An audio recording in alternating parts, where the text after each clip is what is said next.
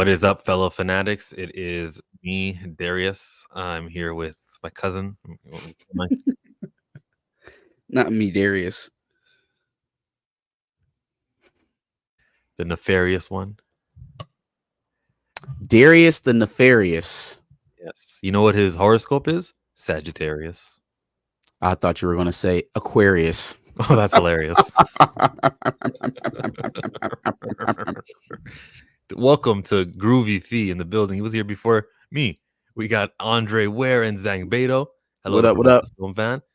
You are watching the Pantheon podcast. I want to begin this one with me fighting Marcus again. Not about Colin Kaepernick or anything, but we might actually agree on this topic.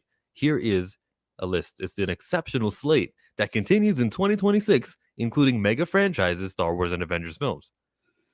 These are all the IMAX kind of heavy hitter movies that we're seeing. I see a theme here. You notice the theme too, Marcus. And what is it? Oh, nostalgia bomb. Boom. A lot of sequels, a lot of established franchises. Domination by Disney as usual. But they got some competition in there. There's a little bit more Universal than I thought would be here. But these are those big movies. The MGM and the Universal projects, are those like the production names? We haven't gotten the official names of those projects. Is that right? Is that why they're in black and white, like the Untitled Dune project coming up? I suppose so. I wonder what those are. Well, interesting. Dune, it'll be a Dune film. It'll be, and these are the Warner Brother one. Yeah, for sure. That's definitely going to be a Dune. I was more interested in the Universal or the for the Universal. I'm wondering if it's going to be Hasbro related, not Hasbro. Like G.I. Joe, Nintendo related. Coming up with Mario there. Maybe they try to get another hitter in there. They've already got Shrek 5 coming out that year, so maybe not. Which one are you looking at right now? The Universal, the Dish, whatever the Dish is. Yeah, it's a show that's called or a movie that is called The Dish. You think that wasn't the logo? That's why I was asking, because you know how sometimes they have like the working titles before they actually release what the title of the movie is. It's just a bad title, Marcus. The Dish. Is it really just the only reason why I said that is because it's in the same font as the untitled Denis Villeneuve Dune movie. So I thought that's what they were trying to say. Like there isn't really a concept for the movie yet. This is just the working title kind of thing. Yeah, I can see what you mean. And not to be that guy, his name is not Denis Villeneuve. It's Denis Villeneuve. It's like a French name. I'm sorry. Give it to me again. Denis Villeneuve. Denis Villeneuve. Yeah, there it is. There we go. So like as we can see, Moana, sure bet. It was the hottest Disney Plus movie for all the kids. They're gonna live action it up back in 2026. We got a Star Wars franchise, a Toy Story, a Superman, and everything is already established. These are the ones that are going on IMAX. They're going to maximize the ticket prices. Where is the new franchise? At one point in time, Avatar, if we start at the very left, Avatar was a new franchise in 2009. And what did it take to get the huge budget? James Cameron. Is that what it's got to take for some new thing to pop off? Like, yeah, I guess James Cameron's the only one that's got a set. Christopher Nolan. I think if Christopher Nolan comes to a studio and says, I want to make a movie for you guys, they look at his track record of one and dones and they say yes. And they did give him actually he's had two swings at a couple new concepts. He did Tenet back in 2020, which obviously the pandemic kind of killed that. And then the most recent one with the AI stuff. I was gonna say Oppenheimer. No, what was it called? Maybe that wasn't Nolan. Was it with John David Washington? Oh, maybe that wasn't Nolan, but it was called Pacifier, Inception. No, The Creator. The Creator. Yeah. You like that one?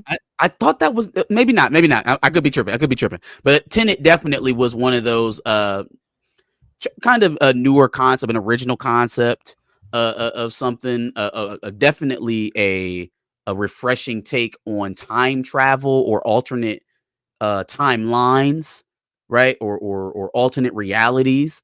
It was a kind of a fresh take on it, whereas the kind of overdone travel back in time to save your loved one or to stop calamity or anything like that. Like it kind of focused you away from why you were going back in time and kind of put the mechanics of how it worked in front of you, and that was the focus of the film. I thought that was pretty interesting. It just didn't have the air because of the time we were in with the pandemic. You think it would have made more money without that? Because that was I what think broke so. Christopher Nolan's relationship with Warner Brothers. He said, "I will not do a movie with you guys," which is why Oppenheimer And you went got to over. think that was at the beginning of that whole HBO Max streaming craze thing. So they were really pissing off everybody. They were pissing off theaters. They were pissing off directors. Yeah. They were pissing off producers, right? Because they were trying to cut everybody out of the pie.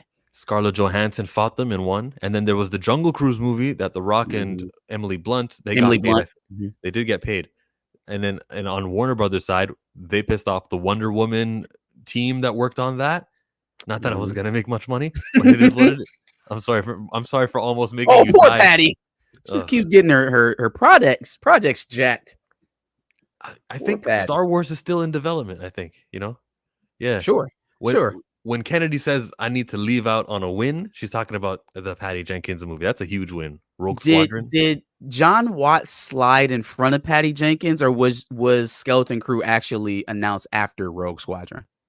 They were announced the same day. I believe it was the same time, right? Yeah. So it feels okay. All right. Well, one of those projects actually made it to the finish line, and the other one did not. I think we should just kind of use that as our evidence of whether or not it's going to come out. When it comes to new characters, clearly, if we look from the left, Avatar is not new. Project Hail Mary, I just don't know what that is. But Super Mario is not new, or Avengers, The Dish, Mandalorian, Toy Story, Supergirl, Shrek, Moana. We've seen Batman before. We know Dune is based off of a famous book. Everyone wants new characters. We all will say it. Live chat is going to say it right now. Realistically, if we get new characters, it'll be on like a $40-50 million budget film. I think studios are, especially studios with superhero IP, I think they are nervous and close to the vest because there have been so many high profile losses by everybody.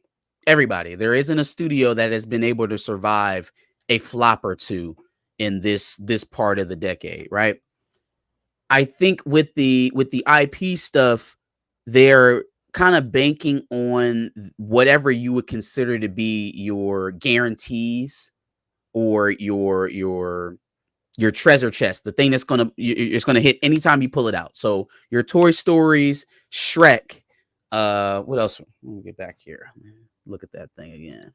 Yeah, pull that back up for me. Shrek, your Superman titles, obviously, Batman, Mario. Those are age-old IPs. They're age-old brands. And the name recognition around them is somewhat timeless. Yeah. The problem that they may run up against is if they've run out of juice creatively and we're just leaning on the brands to save us, now you've ruined the brand. And that's kind of what's happened with Star Wars. And so I look across all of these. Obviously, Universal's doing much better with the Nintendo stuff. I don't think Warner Brothers is having any problems with Batman. We'll see what happens with the Superman movie and Supergirl there. Mando and Grogu is going to be huge for Lucasfilm. I agree, and some people disagree with that. It's true. It's going to be huge. It's going to be a huge movie for Lucasfilm because if it survives, that is one of the only theatrical or it will be one of the only theatrical wins that Lucasfilm has had in some time. Plus, is that the win that Kathy wants to go out on? Yep. Who knows? Yeah, let's cheer her up. Her name will be on it. It'll say produced by Kathleen Kennedy, and we got it. Matter of fact, we can set this up now. The very next Lucasfilm project that you see, give Kathleen Kennedy all the credit in the world for. Big her up, tweet her name and praises. Get that algorithm going for KK. Okay? Let's let her know that we appreciate her for whatever project we get next. So she can have the biggest win. Let's do that. For sure. Disney's projects alone. Shat is the correct word, Raymond. Did. On Star Wars and Marvel's announcements. You're kind of right. Marvel didn't make an announcement. What announcement are you talking about? Get D23 review right now. I need Darius. Come in, Darius. Come in, Darius. That's his cue. I guess he's not ready. He's in the green room. Everybody. Darius the Nefarious. The nefarious one. Darius of House Planet Fanatics. You have been summoned to the council. Where are thee? Sir Darius of House Fanatics. Right. Father of Norman. Homie of Okla. It seems the ability to enter has escaped him. His audio is off. Y'all are special. What thou profess? Y'all are special. What are y'all talking about? Ooh, he's quick to jump on you. Darius is always late. Who said that? Who else? That's because Darius has 6 jobs. Shit. He like Chris Dad. We were on D23. He like Chris Dad. You're right. We said that Disney, like what Pixar and their animation stuff, they killed it. When it comes to what Marvel did, they're dead in the water. We just got kind of like new footage and stuff, but we never got a new show announced, a new movie announced. We didn't see anything new. Everything we already knew. What's going on? Like, are these things quietly canceled? There was nothing talking about with Blade or with Armor Wars. Is it true? Are these things really finito? Oh, Armor Wars is gone. Armor Wars is gone, but I think we all knew that. The more interesting silence for me was Blade and Wonder Man. Those were the interesting silences for me because it seems to me that you would want to put out that fire about anything going on with Blade and the delays and all that stuff if you were able to. The first thing I would want to do is have my face, if I'm Kevin Feige, right next to Mahershala Ali's face and us waving and smiling, saying we are so excited for what we're getting for Blade and we can't wait to bring it to you. Even if we can't get him into the suit, that is going to be one of the major write-ups from the weekend is going to be Kevin Feige and Mahershala Ali dispel any rumors of Blade dismay or Blade turmoil. We are getting that shit out of the way right now if we are able to. One good way so to the fact that they didn't.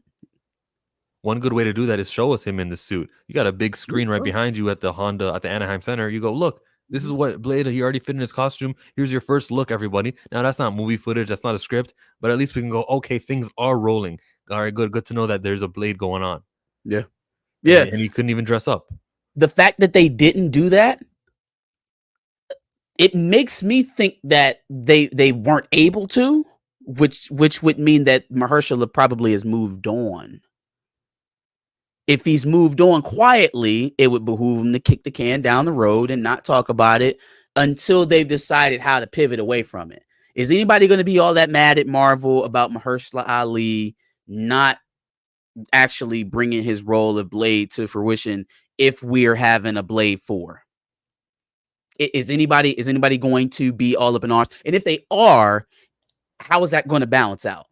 The excitement of, oh my God, Wesley Snipes coming back for a 4th Blade versus, yo, we really waited around for 5 years and never got a Blade movie from Mahershala Ali.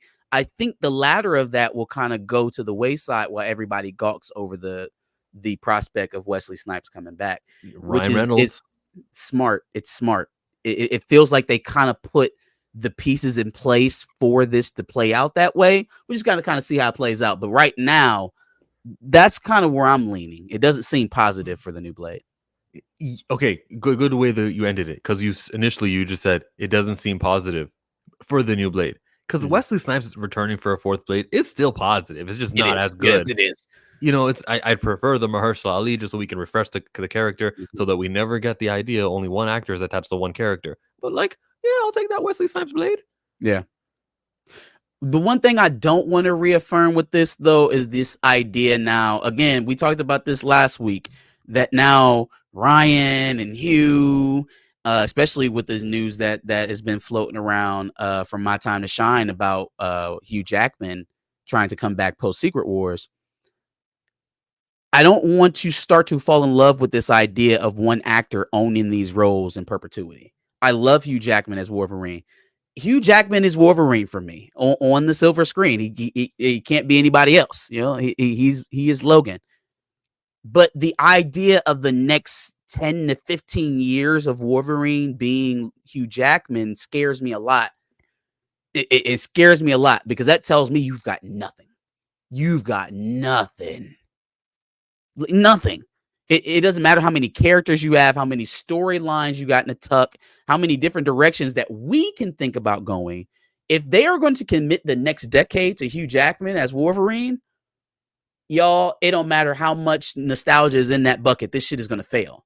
It's going to fail because creatively they're tapped. They're tapped. They ain't got nowhere to go. And the only thing that they can do to get you back into your seats is saying, hey, here's your fave. Your fave's coming. Come on. Your fave's coming. Come get it from your fave. I'm glad we're talking. I'm glad we're talking about this. This was actually something I wanted to dive into. I am eating my protein for the night. Well, that's not protein. I'm eating Doba. I have my protein bowl in the bag. But I'm glad we're talking about Mahershala Ali's Blade. That shit's not happening. And I said this the last video that I think we talked about it. I think I said it the last solo video I did about it. The next thing I'm expecting to hear is Mahershala Ali and Marvel have parted ways. Creative differences, either that or he's simply not going to get the movie. And the reason I say he's simply not going to get the movie because one of the latest reports here from Alex over the Cosmic Circus is that he's going to play the Nick Fury, which we kind of all figured he's going to play the Nick Fury of the Midnight Suns, the spooky side of the MCU type of deal. Okay, Nick Fury doesn't have a movie in the MCU either. So I assume he's going to if he's going to play the Nick Fury, he's not going to get this film. That's not happening. I don't care. One of the other things that was reported was that they're still aiming for the release date of November 7, 2025. Bullshit. That's not happening. That's not happening. Yeah, not with the post-production schedule that they have and the reshoots that they plan for every movie.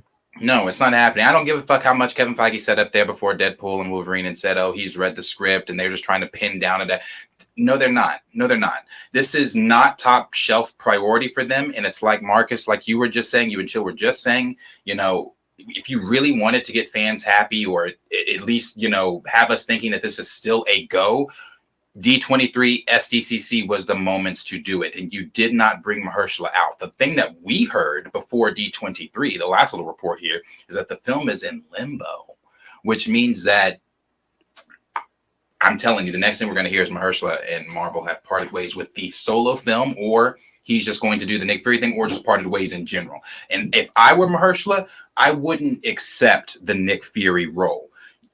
We sat down in 2018, 2019, 6-7 years ago, and talked about me being Blade. And you, Kevin Feige, said when Mahershala Ali walks into your office and tells you he wants to be Blade, you make him Blade. Again, I said this before. The only thing we have when it comes to Mahershala Ali as Blade is fan art. We have no idea what this brother looks like in the MCU, nor are we ever going to know what this brother looks like in the MCU because he's not joining the MCU. So I'm not shocked. And then, like y'all were talking about Armor Wars, if we're to believe rumors, it's quietly canceled. So, and somebody tweeted, and I agree with this. We've talked about this too. The treatment of Black characters at Marvel really needs to be analyzed. It really does need to be analyzed. Black actors. Yes, yeah. It needs to be analyzed. Howard, Don Cheadle. Yeah. Coleman Domingo is going to voice act for Norman Osborn. Wow. Yep. Yeah. Well, he got the villain, right? Yeah. He got that villain he wanted, I guess. All of that hubbub, all of that. Whoa. Oh, who's he gonna play? Is he gonna be Kang? Oh my God, he's gonna replace Jonathan Majors. No.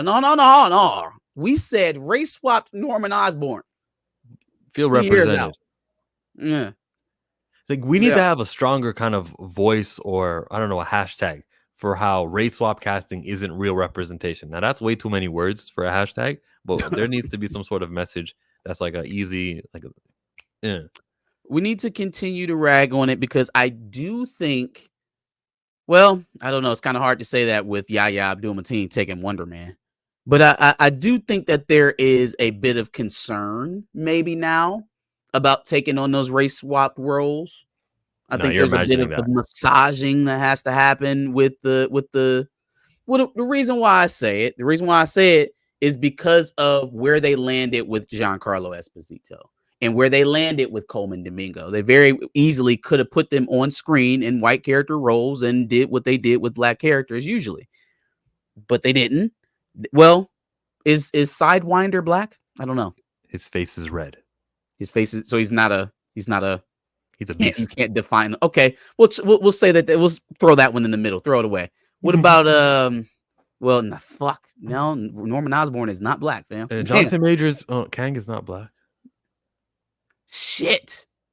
Well, no, I'm imagining that. We got right. Nick Fury, but Nick Fury originally is a white guy. And then you mentioned Wonder Man. I damn sure 100% just knew without a shadow of a doubt that was going to be talked about not talked about at SDCC, not talked about at D23. So again, do you Marvel even have faith in this show Wonder Man? You know, we've not even, again, it's the treatment of the, hey brother,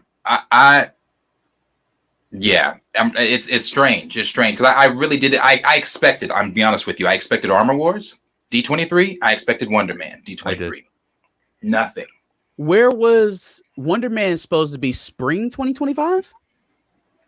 I think so. I got this that I had prepared. By the way, I wanted to show you guys just how it didn't change. This was the outline on the Wikipedia. There was no new announcements. They gave us the title of Fantastic Four, a title of Doomsday, but we already knew these things were coming. Yo, Wonder Man's not even on a slate. Yeah. So what you were asking me about what Wonder Man for TV shows? Let me scroll to the TV show section. Oh, okay. Gotcha. There we go. It's for the Future series. My God, I hate my mouse. It's for Future series, and it's 1 season, 10 episodes to be announced. No date. To be TBA. Lordy, it's gonna end up being like we just got with Ironheart. It's gonna go away for 2 years. We're gonna assume that it's canceled, and then they're just gonna pop out randomly. It's going to be connected to some movie we hated from this phase of this crop of movies coming up right now. I'm like, wait, why did this come out now? The same way Ironheart is coming out now. Oh, okay. It's loosely connected to Wakanda Forever. They spoke on the animated show Eyes of Wakanda. It's 4 episodes. Ryan Coogler, he's behind it. It's coming in 2024, so it's coming this year. 4 episodes of an animated, wacky cartoon style that we've never seen before. Eyes of Wakanda. It ain't got shit to do with Wakanda. It ain't got shit. Okay, I'm going to repeat that one more time. It ain't got shit to do with Wakanda. These war dogs, Daniel RPK tweeted today that, and I wish I would have known this for that video because I would have went in on this. The war dogs are going to be helping save. Let me make sure I'm correct. Hold on. I don't want to twist words or make sure I get this absolutely I already knew correct. From the synopsis, this whole show is about Wakandan resources being taken from them, which is kind of what we're all happy about Wakanda, right? We love that. It's this stronghold. What's going on, Tony? Here it is. The Eyes of Wakanda series will reportedly feature a group, which we know, which I talked about, the Horde, reportedly feature a group of future Wakandans who travel back in time to stop the Horde from destroying the world. This doesn't have first of all, we're going back in time. Second of all, we're stopping the Horde from destroying this. This has nothing. So like immediately Crazy. Knowing that you're taking us back in time, none of this matters. None of it matters. Oh, it's canon, all right. No, it's canon in a time travel set, so none of it matters. They're cowards, man, so that they can keep making Wakanda content without the king. It's cowardice. Pick a lane. If you're going to do this, if you're going to commit to not having T'Challa in Wakanda anymore, then pick that lane and ride with it. Stand on it. But this half in, half out, no, we're not going to give you what you want, but we're not going to totally close the door so that you'll just sit around and wait for it to come back. No, the hell with you. Screw that. I'm tired of this shit. Tom Harris and Ryan Coogler. I can tell fans that in Eyes of Wakanda, we'll be traveling backwards in time to see the development of the military organization known as the War Dogs, or the Hatu Zarazi. Tom Harris. Buddy need to put that hair back on his chin because that shit don't even look right. The porn stash is not doing it for me. he didn't even believe in this show when he was discussing that. I'm not like a psychiatrist or a body language reader or anything like that, but I can tell you that brother did not believe in it's 4 episodes. First of all, how fucking disrespectful. Why is the Black Panther spinoff show, even though T'Challa's not in it, so I don't give a fuck. Yeah. But why is that show 4 episodes, but you got 10 groundbreaking episodes with X-Men 97? And what story were you going to tell about Wakanda for 10 episodes that didn't involve T'Challa? My point exactly. Let's reach to the next point. Why the fuck are you doing this? Like what? Why are? And then there's that rumor out there that the 4 episodes, there's 30 minutes episodes, by the way, 4 episode 30-minute episodes, cost 120 million. What? Yeah, y'all ain't seen that?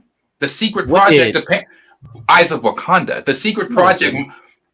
I'm telling you, so I don't know this for sure. There's a deal out there that there's a animated project that Marvel spent 120 million on, and all the scoopers were saying Eyes of Wakanda is that project.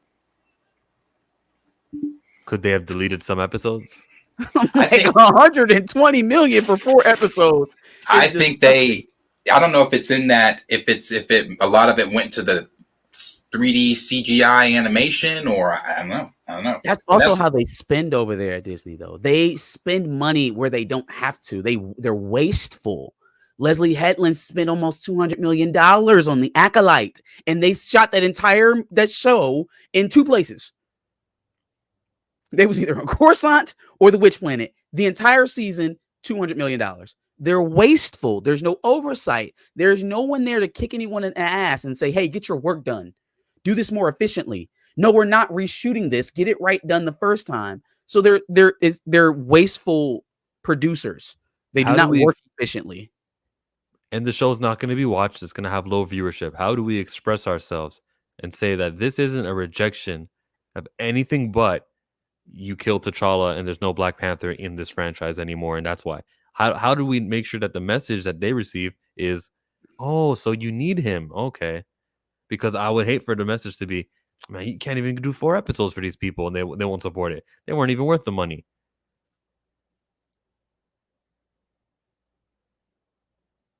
So I would say, based off of what they considered to be a success in X-Men 97, was number 1, critical acclaim, traffic on Disney Plus, and I guess just overall,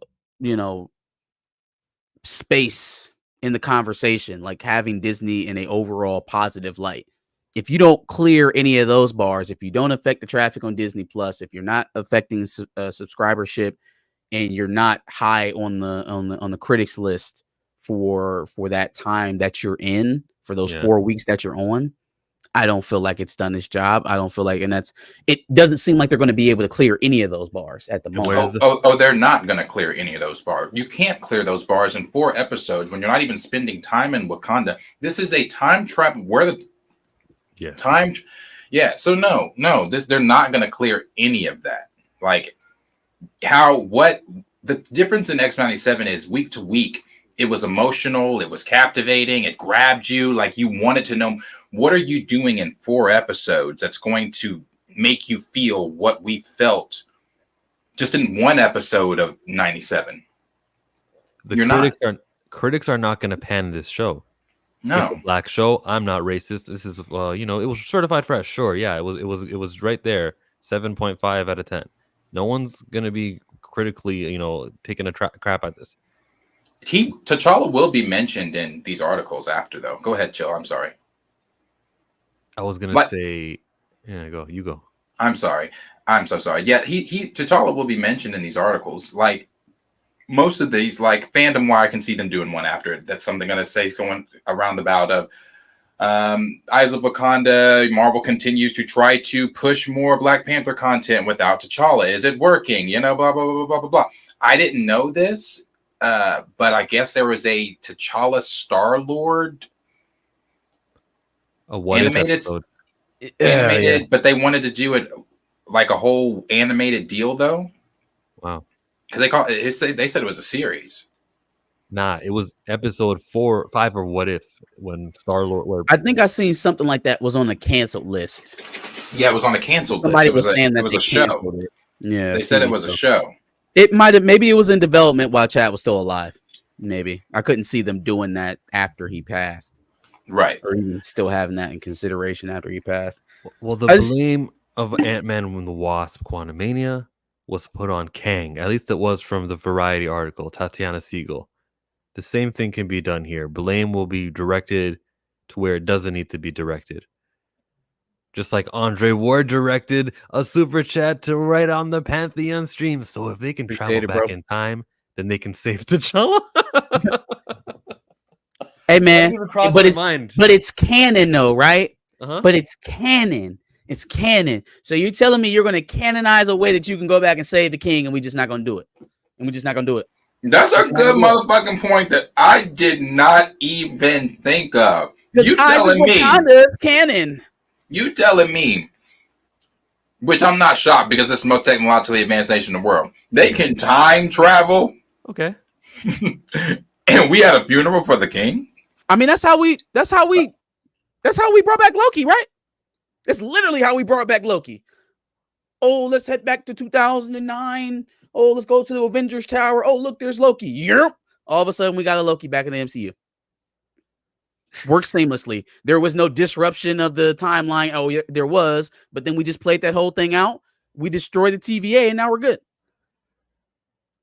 Yeah, I'd like to see a disruption in the timeline for T'Challa. He can go to the TVA, and they'll say, "No, we're not going to prune you and send you to the void. We're gonna," and then we watch T'Challa make his way back to the MCU. Sure. Hunter B-15 would not let T'Challa go to the void. They are really trying to avoid T'Challa. It's sick. Yeah. It's hilarious. More plot holes that don't make sense. Yeah, just have little Shuri hop in the time machine. Now watch Shuri actually be one of the time traveling Wakandans that we know, right? That goes back in time. So Shuri knows how to time travel, but in her worst time, when she absolutely needs it, forgets about it. And instead tries to synthesize the heart-shaped herb to save her brother. And Ryan, I'm sure, sat there and was like, yeah. That's it, cuz. Yep. That's it right there, cuz. Yep. That's it. That's bull. They better get lost in time. Their first time travel must be an accident. Oh my God, where are we? And then a dinosaur breaks the little time machine. We're stuck. Maybe that's how Iron Fist gets involved in this whole thing. For the life of me, I don't have a clue. I don't know how that's happening. And then all the white Greek gods, because there's no, we still haven't seen Bast. We're not going to see Bast, but we're going to see. Wasn't it Hercules or something like that? Hermes and all these bullshit. Yeah. What the fuck is going on? This is not Black Panther related, but it is related to some of the stuff we were talking about. D23 last week. Maybe it wasn't. Now I'm bleeding streams together. It was either Back of the Bus or Pantheon. But we were talking about Thunderbolts and how the only thing that was interesting to come out of Thunderbolts for me in that footage was the little shot that you got of Sentry. I was like, if Sentry is Sentry, he's going to be badass, but I don't know how they're supposed to handle him. So they have to nerf him, right? Bob is like 16 years old. You see the full footage of the damn trailer, like the whole trailer. Bob's like 16. So instantly nerfed. There's no reason for me to pay attention to that movie. I thought that they might have had me. For Wait, he's a child? He's a kid. He's a teenager. Young adult at most. Oh, interesting. Little guy. I did not know that. So we're gonna get young Bob Reynolds. So now it's completely feasible that, Taskmaster and Yelena and Red Guardian can fight the Void. And maybe that's why Stephen Ewan couldn't do the part anymore. They changed their mind. It'll be somebody young. If it was grown man Bob, it wouldn't even have made sense that they would send the Thunderbolts in to do that work. That doesn't compute. I agree with a lot of people on the internet. I can't tell if Taskmaster and Ghost new costumes are a downgrade or not. Upgrade or not. I can't tell. Taskmaster is for sure. It looks like shit. They took way less time to make that than they did on the original suit, for sure. Oh yeah, I was gonna say because the original suit I actually like a better. I didn't like it. Taskmaster, right? Yeah, it looks more like Taskmaster. Like they were like, oh yeah, she's actually got the skull mask, and I'm like, no, I don't like that. And Ghost, I don't give a damn about Ghost, but here, bro. I was gonna say why she's in this movie. John Carter too. Like I understand these are Thunderbolts, but like. I don't care. Like we could have made this a lot better. You could have got Tom Hardy. Tom Hardy's doing absolutely nothing right now. That Venom movie is going to fucking flop hard. Like let's get Tom Hardy, Venom over here. Let's have Thunderbolt Ross make an appearance. I haven't seen no Thunderbolt Ross clips yet in this. Like this, I don't care about any Zemo. Is it worth a $5 hollow on a Tuesday? Yes, it is. I will go see it on a Tuesday. But Thursday night premiere? No. Hell no. Mm-mm. It's definitely no Thursday night premiere. And there's not going to be anybody there on a Friday night watching it either. But I'm telling you, like, we've all seen the trailer. Obviously, we can't play it here because it'll be a strut. Kraven? No, of Thunderbolts. Yeah, I saw it. Yeah. It was all right. Yeah, it's fine. Like I said, what I said last time, that shit has to just be aggressively okay. No one is. I'm not. At least I'm not going in Thunderbolts like, yeah, this got to be that and then shit. Seinfeld Girl is going to be your actual big bad. You know, it's just like Julia Dreyfus. You're not that intimidating. It's just not. It didn't work in Wakanda Forever. I don't expect it to work in Thunderbolts. You never know. Back to Wakanda. This is a quote from Ryan Coogler. Our director. Oh boy, I think I'm most excited to see. I think I'm most excited to see the animation style and how it's received. It's really unique. It doesn't look like anything I've ever seen before. Our director and our showrunner is a guy named Todd Harris, who's an incredible storyboard artist. He's been doing storyboards for a lot of Marvel films that you guys have seen, from all the Avengers films to both Black Panther films. He's incredible, a true artist, and the story that he's crafted in the imagery and the style of the show is incredibly unique. I can't wait for audiences to see it. I think I'm most. Does that at all like interest you? Because the animation style is going to be unique. Huh? No T'Challa, time travel, but no, there's going to be animated well. 120 million. Ryan Coogler and company can kiss my black ass. Like I said, he did not even seem interested the first little 30-second clip, let alone you just made that clip longer. He really didn't seem interested. Andre Ware said he looked like a black Pedro Pascal. I couldn't hold that in no more.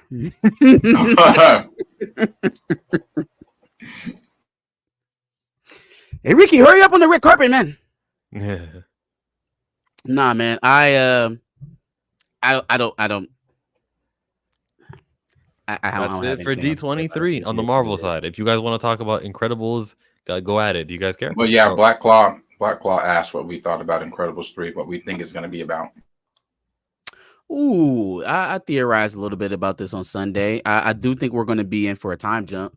I think we've done 2 movies. We've covered 2 generations with them as kids. I think this next one is going to age them up. If not college age, then like right before Violet goes to college, at least. Like maybe Dash is in high school playing sports. Violet's getting ready to go off to college. The family's getting ready to start doing separate things. Maybe Bob gets a new job. Jack, but yeah, just call me Jack. Jack is a problem. If Jack is a young adult now, he should be the most powerful Incredible. Probably Dash's age, what Dash's age was in the first one. Yeah, he'll already be the most powerful Incredible. He's going to be a dynamo for sure. I was wondering, are we going to, my main question when I saw Incredibles 3, because I fucking love the Incredibles. Love it. But what's the threat? What's the villain? That's a good question, because the third movie is usually a callback to something. It's usually a callback villain. So like I'm trying to run through our Rolodex of who we could bring back. Did Syndrome die? I don't remember. Did he die? Jail. So he did. Oh wait, no. Dude got sucked up in a jet, a jet engine. Oh, that's right. That's He right. got sucked up in the jet That's engine. right. Yeah, so he gone. He gone. That's right. Mole Man gets an extended appearance. He gets an extended role, an expanded role. I mean, I don't know. It ain't too much to work with. Maybe Frozone goes bad. Ooh. And you know what they could do? They could this episode introduce something to where maybe Frozone has kids. This could introduce that fan art spinoff series where it's like Frozone. They're never gonna, I don't think they're going to do that. But, you know, Incredibles is a popular franchise. You want to make money. Iger's already talking about Inside Out 3. So if you want to make money. Yeah, we already know y'all creatively bankrupt. Just go ahead and just milk this baby. Yeah. So, but yeah, I think, you know, I want to see some other heroes. I want to see some other, like, kind of like they did in the second one where we got to see other powers and supers. Yeah, the supers. So I would like to see some other supers. I would like it to be a more future, like you said, more in the future, but like let's see it like when they had the statues of the supers up and things like that, where they're like actually, you know, back on, like, you know, they are the supers. So now see, I don't want them to go back in time, because that whole era where superheroes were legal and they would just run around doing whatever they want, that's prime for a prequel movie. Right? Like that's prime for a prequel movie. We know they going there eventually. Go ahead, just leave that there for a origin story for Bob and Mrs. Incredible. Expand the universe, but I'm killing Jack Rose to be a villain. I could see Jack being a villain, now because that again, concept he's going to be more powerful than anybody on Earth. Yeah, that concept I like. Now that would be fun. Like the rest of the Incredible family versus Jack. Mm-hmm. Ooh, you talk about a heart wrencher right there, boy. the first crime he does, the family tries to cover it up. Then they just the whole family is outlawed. These guys are bad. They're villains. Ooh, he's my son. We have to fight him. It doesn't matter. There you go. I like it. Maybe he's being used by another villain. That would really be dope. Oh, if he's being influenced, like you can do it. You can do whatever you want. Maybe Violet can get a boyfriend who's a villain also, part of the villain family. The Despicables. There we go. Does Disney have the balls to make Jack the villain? Do they have the balls to race swap Jack is what we need to be asking. Jack just somehow turned black. He gets the transformation powers. He's like, I like this better. Jack Rachel Dolezal. Oh man. All right. Y'all see what I'm seeing? Yeah, we see what you're seeing. Incredibles wasn't the only thing though. Disney had like a whole bunch of projects. Yeah, the Inside Out is eventually. We finally got to see Stitch, and he didn't look like fucking Gremlin from, you know, the Gremlins. I thought that's what he was gonna look like. The visual effects and animation was very roller coastery. It was either really, really good or really, really bad. Like Stitch looked very good. So that gave me some good feeling towards that project. Rachel Zegler Snow White and the dwarves, not so much. Yeah, see, I like this. This looks really good. The dwarves from Snow White, I just don't understand how it's so wildly inconsistent from the same studio.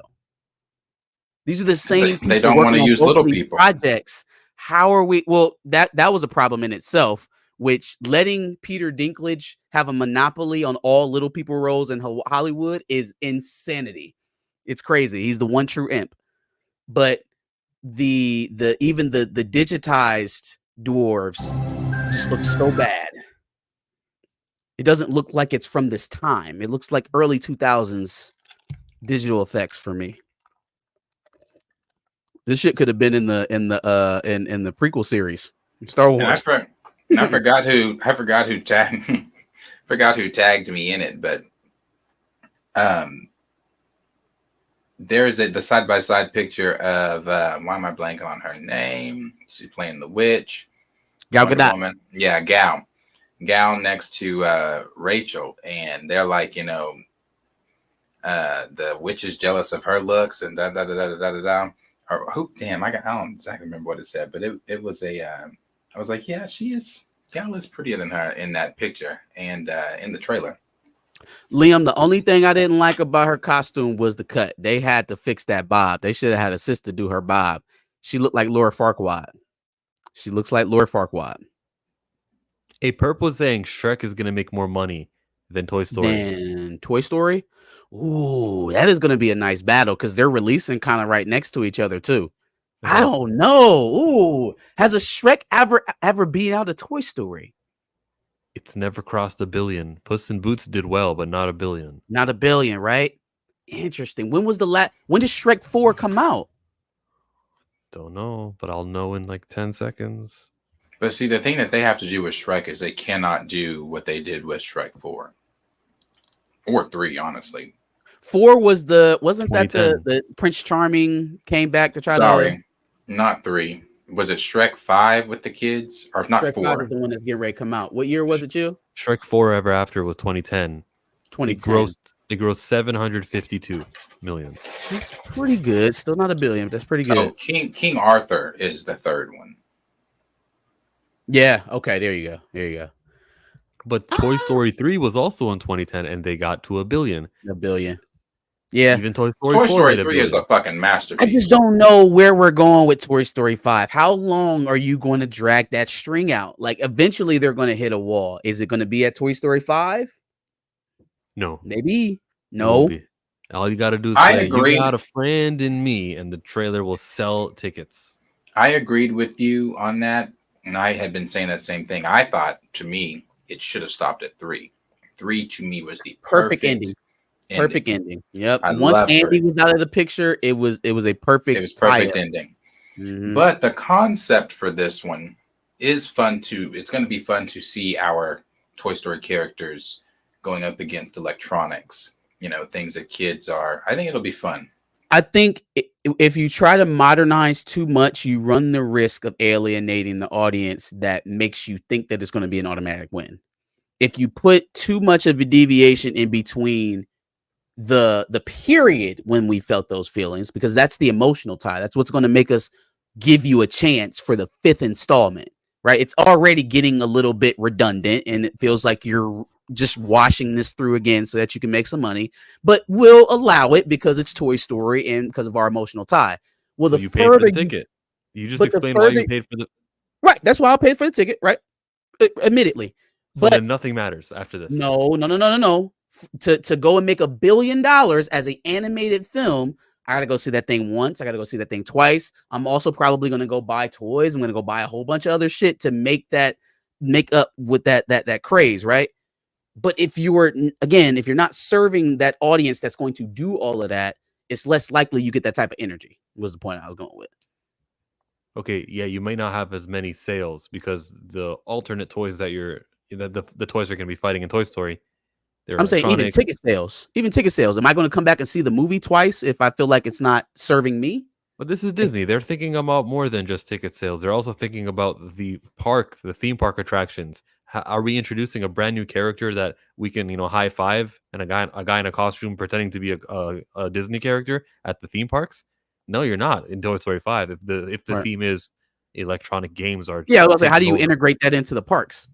Wait a minute. Are the electrons going to talk to the toys? How is that happening? That's another thing too. Are they going to come alive like the toys come alive? These are things I did not think about. These are things we need to know. Yep. But these are things that they thought about, and there probably will be an electronic interactive touchscreen panel at the next Disney World featuring, said toy. You've ever seen the one, the turtle guy from Finding Nemo? Dude, Surf's Up. That guy. Yeah. Go watch some Disney World interactions that he has with kids. It's amazing. It feels like there's a guy holding a microphone, and he's probably in the other side of the room, but he talks to the kids. He's animated. It's great. That's dope. Yeah, but I'm saying, like, in Toy Story so far, we've had 4 of them. They have interacted with electronics, and there's never been any type of interaction back. They turn on a television. Right. So I don't know. It's going to be like Stewie Griffin. Some characters, you can understand him and talk to him, and some characters you can't. Well. Right. What else did Disney showcase? Did they showcase? Oh, we didn't talk about Mufasa. Yeah. Yep, Mufasa. Photorealistic animals. I didn't like the first time they did it, and I think they're about to find out the hard way that no one wants to pay. They'll just wait for streaming. And I don't know. That first one made $1 billion. Mufasa? Yeah, the first one made $1.5 billion. I know. I get it. And how pissed were people because the animals' jaws wouldn't move and they're not emoting. Now with Disney Plus existing, parents are gonna go, this Lion King thing. They're not even adapting my favorite as a childhood. They're doing a prequel. Okay. We can wait for Mufasa on Disney Plus. I think that's a very adult way of looking at it. I think that's a very mature way of looking at it. I think most of the people who are going to be amped to see this movie are not going to be very mature. I think kids are going to say, I want to see Mufasa. Yeah, hell yeah. Hell yeah. They are going to put the blitz of all blitzes on a Lion King project for sure in terms of marketing. Everything that projects like Inside Out or Wish or Onward didn't get, Toy Story and Lion King will. We'll go above and beyond marketing wise. It'll be the movie to see for the 15 and under crowd for sure. Wow. I don't like that they're changing shit. I didn't like that they changed shit in the original. I don't like that they're changing shit in this one. Because this story is weird, right? Like we're doing Mustafa's origin story with Scar, but I don't think they showed Scar. No, he's there. His name is he's Taka. How is he Taka and he's a different color? Does he change colors at some point? Like he wasn't a white lion in the Lion King movie that they just made. Something apparently is going to happen. He's going to go, he's going to get the scar because he right now, that's why I don't like the way they changed all this. He right now, Mufasa is the adopted one. They find Mufasa.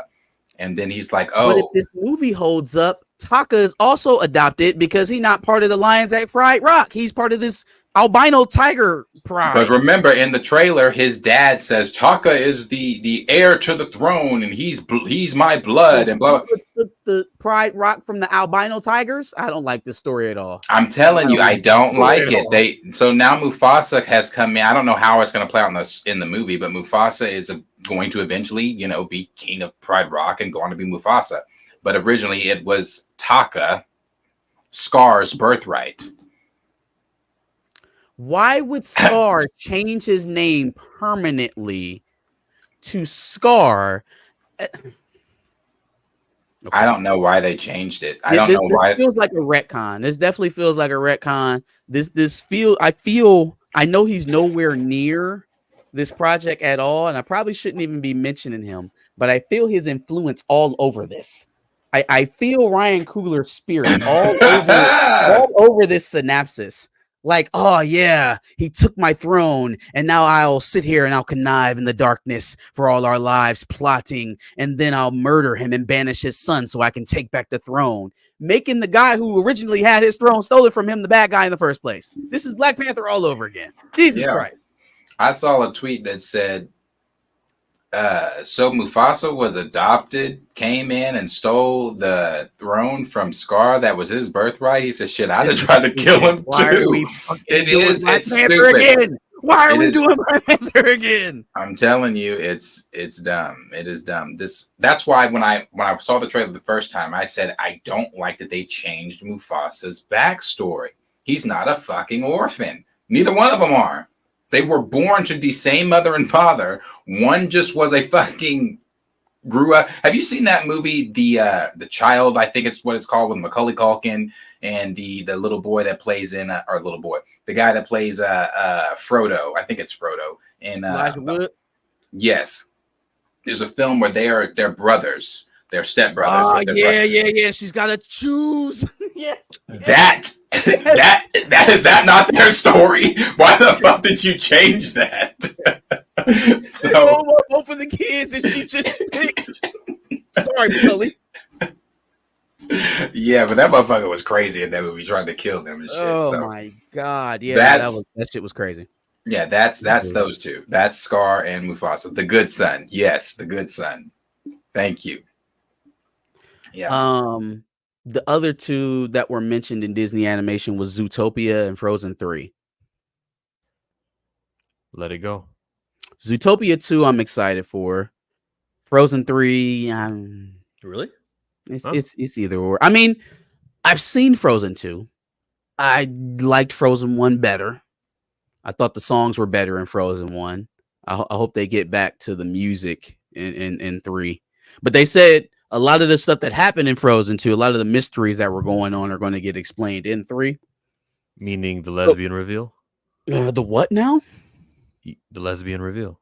If you ask Kristen Bell or anyone on a red carpet, hey, is she lesbian? She doesn't need any man, guys. She's focused on her own story. She's not. Bro, stop it. Shut up. Say. No, they're not going to do that. No, they're not. Yeah, they're going to make all the money that they can, and then on the final reveal scene, that Elsa is a lesbian. Yeah, there'll be some scene, and then like after the movie's out of the movie theater, they'll be like, yeah, that scene actually confirms that she's into women. So they'll make all the money first. I'm going to throw something at you, Chill. They're not going to do that. They're not going to do that. They make their movies that they want to have that in there, but they're not going to tank Frozen by doing cultural war stuff. Elsa will find her prince. Sure, right? There you go. That's what's gonna happen. Yeah. But that has been a rumor since like Frozen 1 that she was a lesbian. They are not going to do that. They can't do that. They're not going to do it. I'm not even going to put it in my brain because I don't. Are we sure that would put that past Disney today? On the internet, it's fine. I understand people are gonna make that. I've seen it for Luke Skywalker. Oh, this guy's gay. This guy's gay. SpongeBob is gay. I've seen all this stuff. All right. But the Morph and Wolverine love that seemingly came out of nowhere, like people just made it up. Yeah. But when the people who play in the movie, the actors are actually saying, dancing around the topic, hey, we're not like, it feels like, oh, this is the company initiative now. So they're like, let's please the gay romance people, and that's what we've been doing. But not if you want to go do that in live action Rapunzel or something like that. Okay, fine. You got to feed that beast, right? Not in Frozen. The shitstorm that is going to ensue from you doing that in Frozen is not worth it. Is not worth it. The person who decides to do that is going to get fired. I'll put $1 up right now, and we can stamp it up behind you. You know what? I'm gonna side with Chill. It's not going to be overt. There's not going to be no kiss or no romance, but a producer, when the movie's gonna hold hands with another girl in the children's movie. Y'all think so? There's gonna be a scene like that, and then someone who worked on the movie. Have we not had that yet? Go ahead and look up how much Strange World made. No, wait. Darius, you're right. We have already had that. And then you're gonna say the signs were all there. You see, Strange World made, and then after you look up how much Strange World made, look up Lightyear. And Lightyear didn't even have it happen to the main character. It was to the main character's parents that died 2 minutes later, and they lost their fucking minds. But the Facebook moms already knew about the character before the movie had come out. They've organized and got the word out. Not only do you think it's going to happen, but you think it's going to go over well. No, he thinks it's going to happen. No, I'm still agreeing on your side, Chill. What he's saying is that shit was out in there, was in the public's eye before audiences sat down to see Lightyear. He's saying when audiences sit down to see Frozen, no one's going to have any idea. And they're going to get smacked in the mouth with it. People are going to riot. Marcus. Okay. Oh my God. There will be no Friday night reveal and Friday night everyone outraged. There will be an article on some website saying, like, months after the movie's done its theatrical run, it's made all the money it's gonna make. That's when they say, by the way, Elsa was gay, lesbian. I should say. How overt is the relationship going to be? Are they going to hold hands? Are they going to say that they love each other? Are they going to kiss? How far are they going to go? There may not even be another person to have a relationship with. Oh, but then how could they? Then it's just going to be. There will be. If they don't actually acknowledge it on screen and then they talk about it later, well then it could be dismissed because they you remember never when actually J.K. Rowling said that Dumbledore was gay? Well, they wrote that in the book. That was in the book. See Or what I mean? In It some actually of her wasn't. books. It actually Wasn't wasn't. it? No, there's Dumbledore nothing. being gay? No. Oh, well, I'm sorry. I didn't. I thought The that was part of the 7 books were created, and then she had that. Oh, by the way, he was gay the whole time. That's why he said this in the 4th movie when he wanted to dance with that and then that's why that. I thought the whole story with him and oh man, god damn it. No, I'm not gonna do it now because I can't remember his name. But I thought there was a figure from his past that he had an affair with. I think you're getting him confused with Snape. I don't remember Dumbledore having anything in the movies with a female or anybody. Frozen 3 Zootopia, yeah. So they're coming out. So I didn't watch Last Fantastic Beast. The dude that Johnny Depp's character. Oh shit! I didn't want now. Okay. Now if there's somebody in those, I don't know. Take me out. I'm only talking Sorcerer's Stone on up. Okay. Good enough for me. I mean, I have no idea. Don't plan on going back to read books either. So no, not at all. Zootopia. Didn't read them when they were popular. No, but I love Harry Potter. But Zootopia, I am excited for that because I think Zootopia, the first one, is that's a damn good movie. Hell of a movie. Hell of a movie. One of my favorites, to be honest. So I saw a lot of people saying, "Oh, I hope Hop or I hope Judy and what's the damn Fox's name? Jason Bateman. I hope they're not.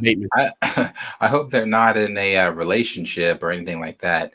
I don't think I'd mind if they're in a relationship. Why not? What the hell? Who is gatekeeping the Bunny Fox relationship? I don't know, but I'm like, I don't care if they're in a relationship. It's just not giving. It's not giving. Back to Frozen. This is the video. People want Elsa to have a girlfriend. I realize that, and that's up to Elsa. When is Elsa going to get a girlfriend? I don't know. Shouldn't she? I hope she does. Look, if that's what she wants. And when should Elsa get a girlfriend?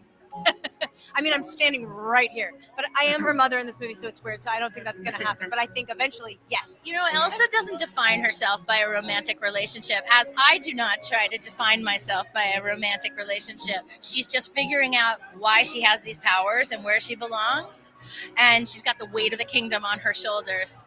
I love that Elsa, unlike every other princess, is not defined by any kind of romantic relationship. That she's just like an independent woman. Elsa doesn't focus on romantic love. That's what we love about the entire franchise. That's not what's important. The love that we focus on is our self-love and our love between the two sisters. Guys, listen, y'all. I owe Rachel Zegler a huge apology. Weird.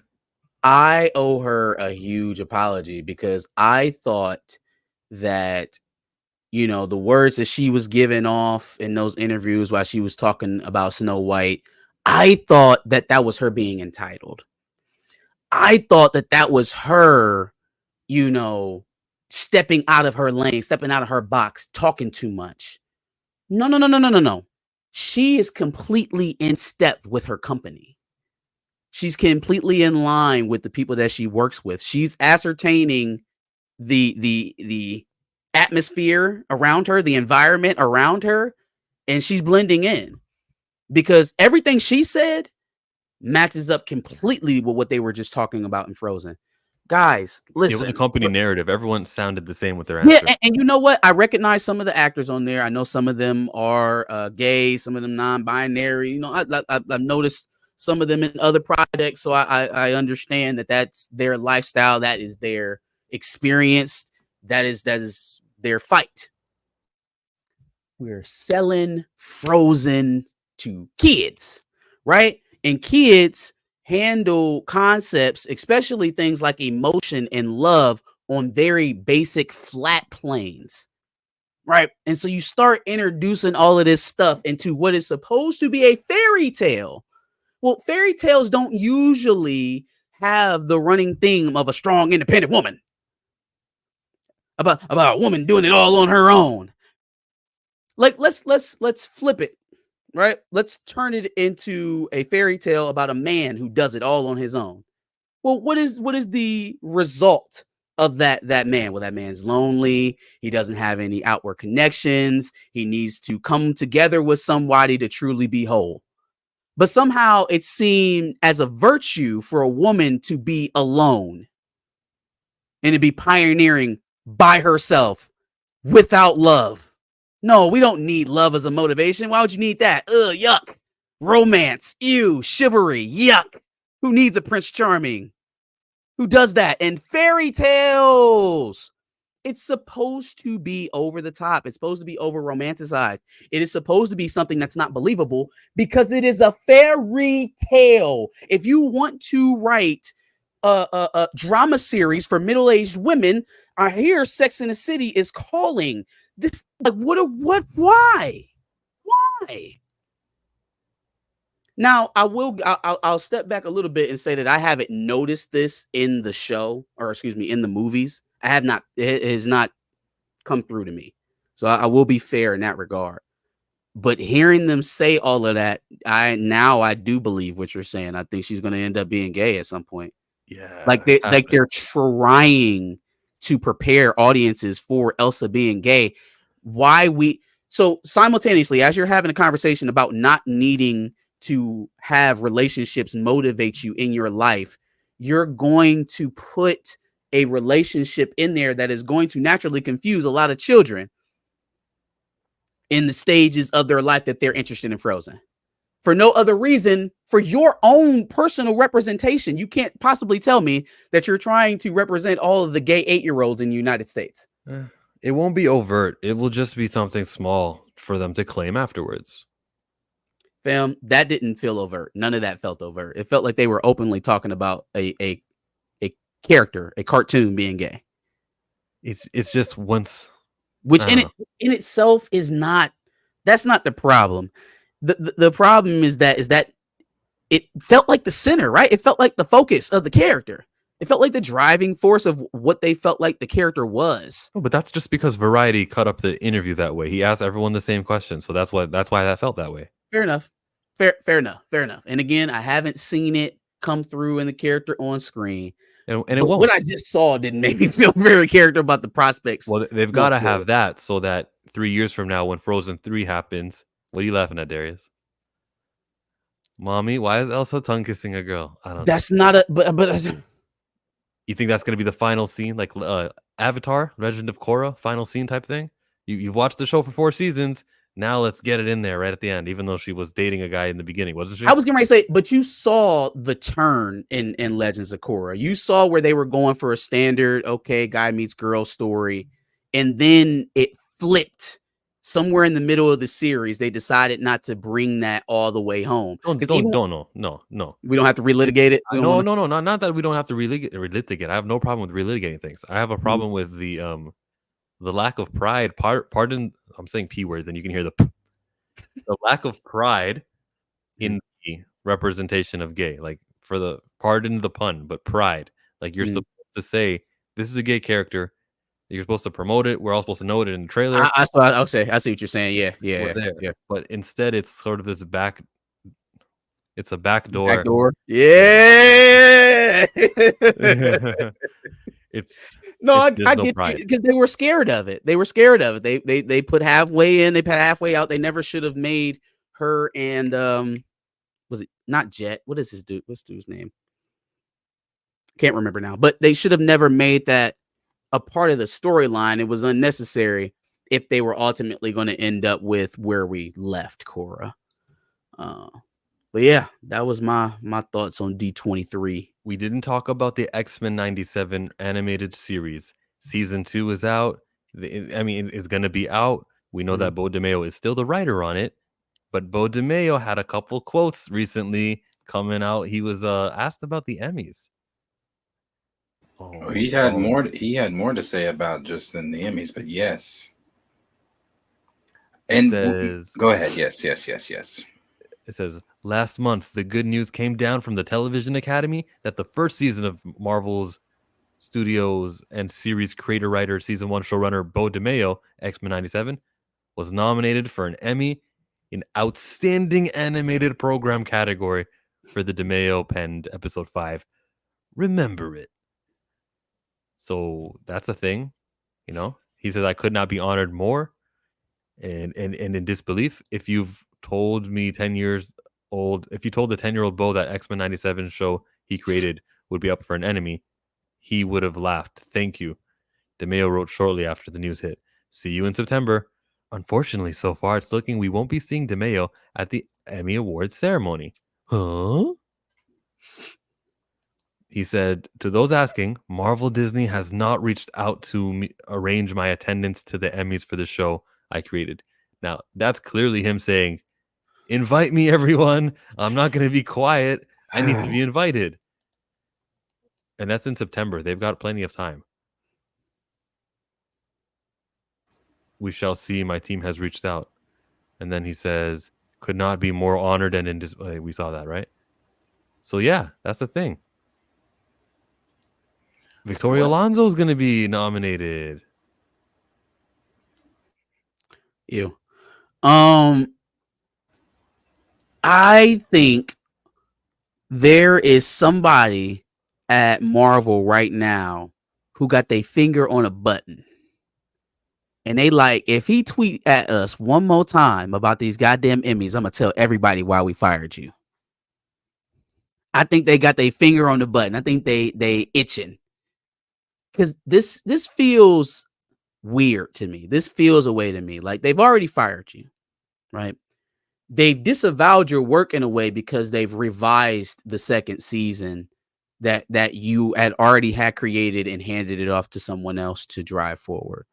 They're not inviting you to the Emmy part or to the Emmy celebration, which you could have quietly let just pass by without telling anybody about, except you wanted to come out on the internet and publicly call them out about why they're not inviting you.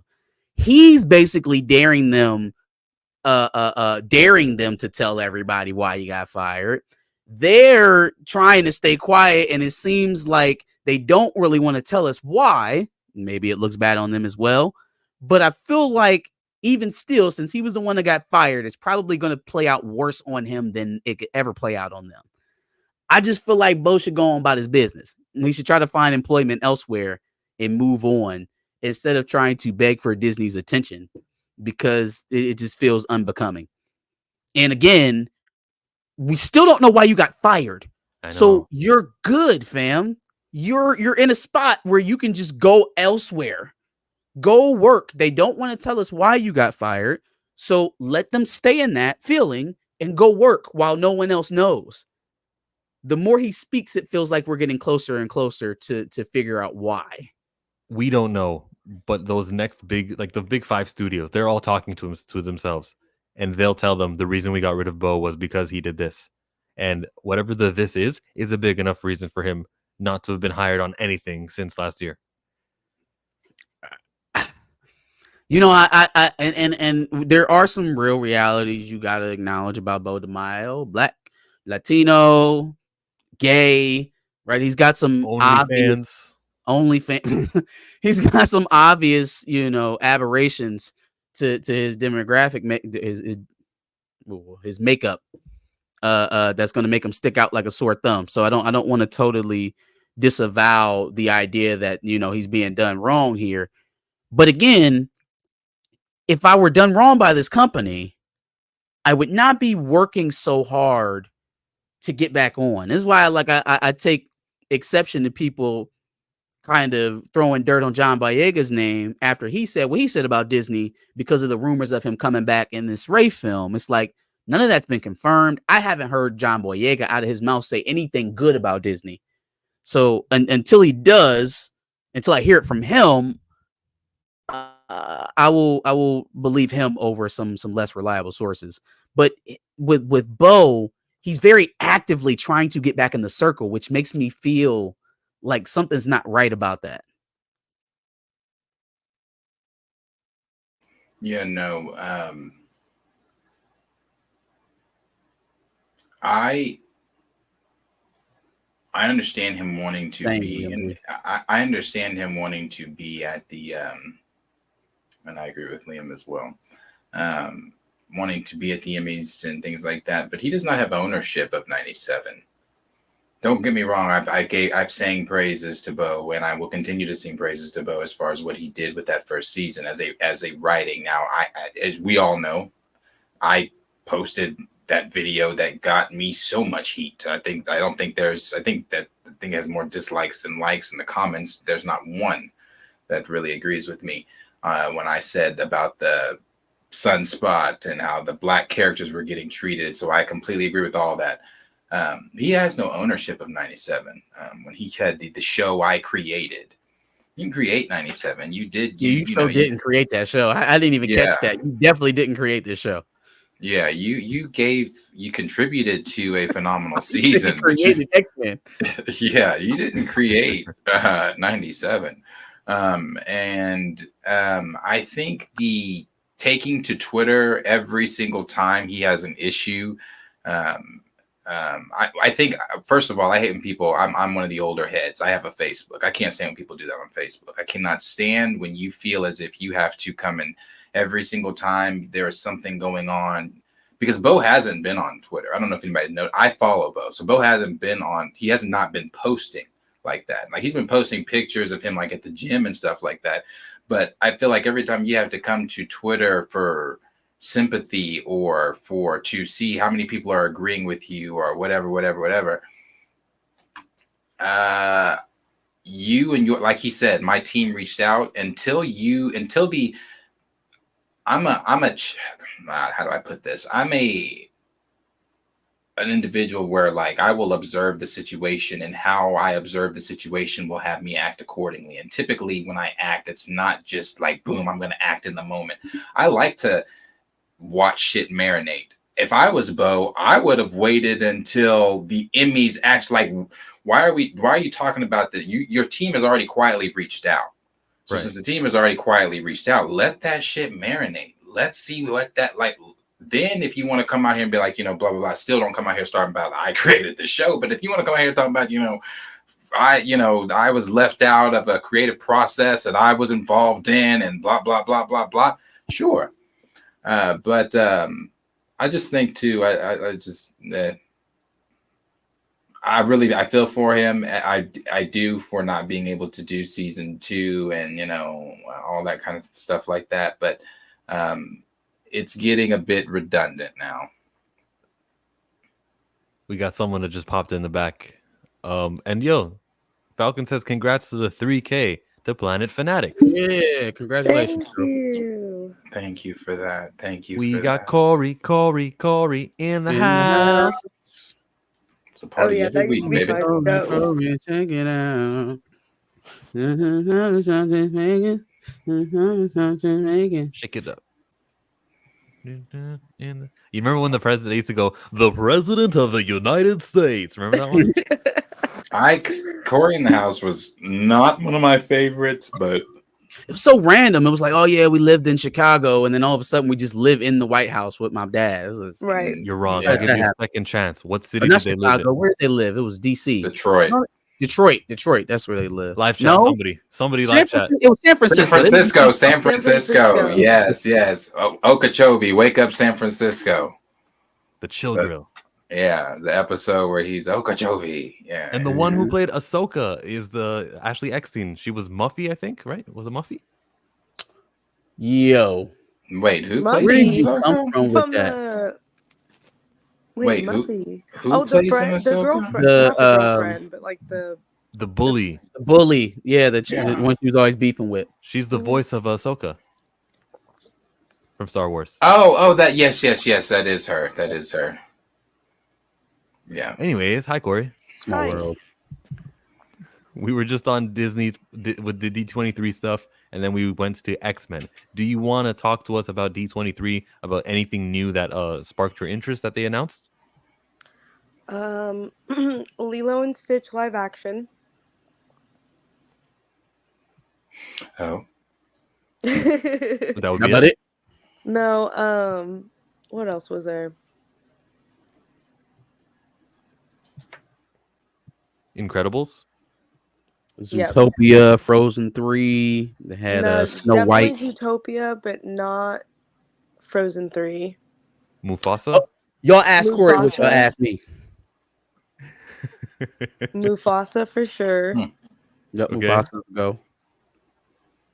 And Snow White, I'm kind of in the middle. What'd you think about her bob?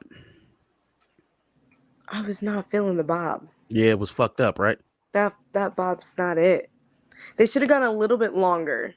Just like a tad bit longer. Liam, if you still in the chat, I told you they should have got a sister to put it together. Right. It doesn't shape her face right. Giving heavy Lord Farquaad energy. It really does, though. That part. It really does. Did you ever feel as though, yeah, man, that joint is crazy. The cuff at the bottom is what's killing me. It's juicy. There's a lot of berries and juices in there. She got the world's biggest curlers to get that curl at the bottom. Like it's got a supersized curler. Like you don't have enough hair to get that curl. It's not making sense. Like, you know how a musical note has those hooks at the bottom, those round. That's what it looks like. Also, her part isn't straight. No, it's not. I would have never noticed that if you hadn't said nothing. It's like a C. Boo. No. What? What's with these YouTubers feeling froggy today? No, I'm sorry to interrupt you, but I've been being assaulted and ransacked. Damn, recast Chillmonger? That's crazy. What's that about? Philosophical people. I'm not even gonna call you by your new name. I'm calling you by your old name, okay? Your classic name. All these YouTubers talking trash. Listen, did you guys hear what Dre Max said to me? Said to us? Watch this. This is earlier today in the morning. Ready? Being honest with you guys, I do this like every day. There's some streamers that stream like maybe there's some, well, especially talking about this type of news, they only do it like maybe once or twice a week. You know, Chill, Planet Fanatics, and Back of the Bus, they got their thing on Thursdays. I'm doing this every morning. So, being honest with you, what's he trying to say? What the fuck did I do? What do we do? That's why I said he's mentioning our. What's fuck me for? What do we do? Why you say fuck me for? And then he's right, like, that part. but you tagged me. He said, I'm cutting a promo tomorrow, buddy. Bro, Dramac, buddy. He's just jealous because Pantheon is a better stream than what he does on Monday with Blue and Mika. He's more upset that you see this group right here? This group right here? Better. Stream Wars. I challenged him to a family feud. Once upon a time, we used to stream every day, and our streams used to pop. And now Dre says you can't cut the mustard anymore. You guys are not the daily streamers. I am not streaming every day. I used to. It would be nice, like realistically. If as I've said before, if this was my job, I would stream every day. But this is not my job. I have a morning job, and I don't get off of that, or as soon as I get off of that, I have another job. So no, brother. Shout out to Dre Mac though. He has a good show. All jokes aside, he puts in a lot. I love work. Dre. I'm not putting jokes aside. No, he can't pronounce Yahya Abdul-Mateen's name. He always stutters. No, we're not doing jokes aside here. We're not there yet. We'll get there. Love Dre. I hold Dre. grudges. And hey, Josh, the way you ended that stream that time, we haven't forgotten. Shit.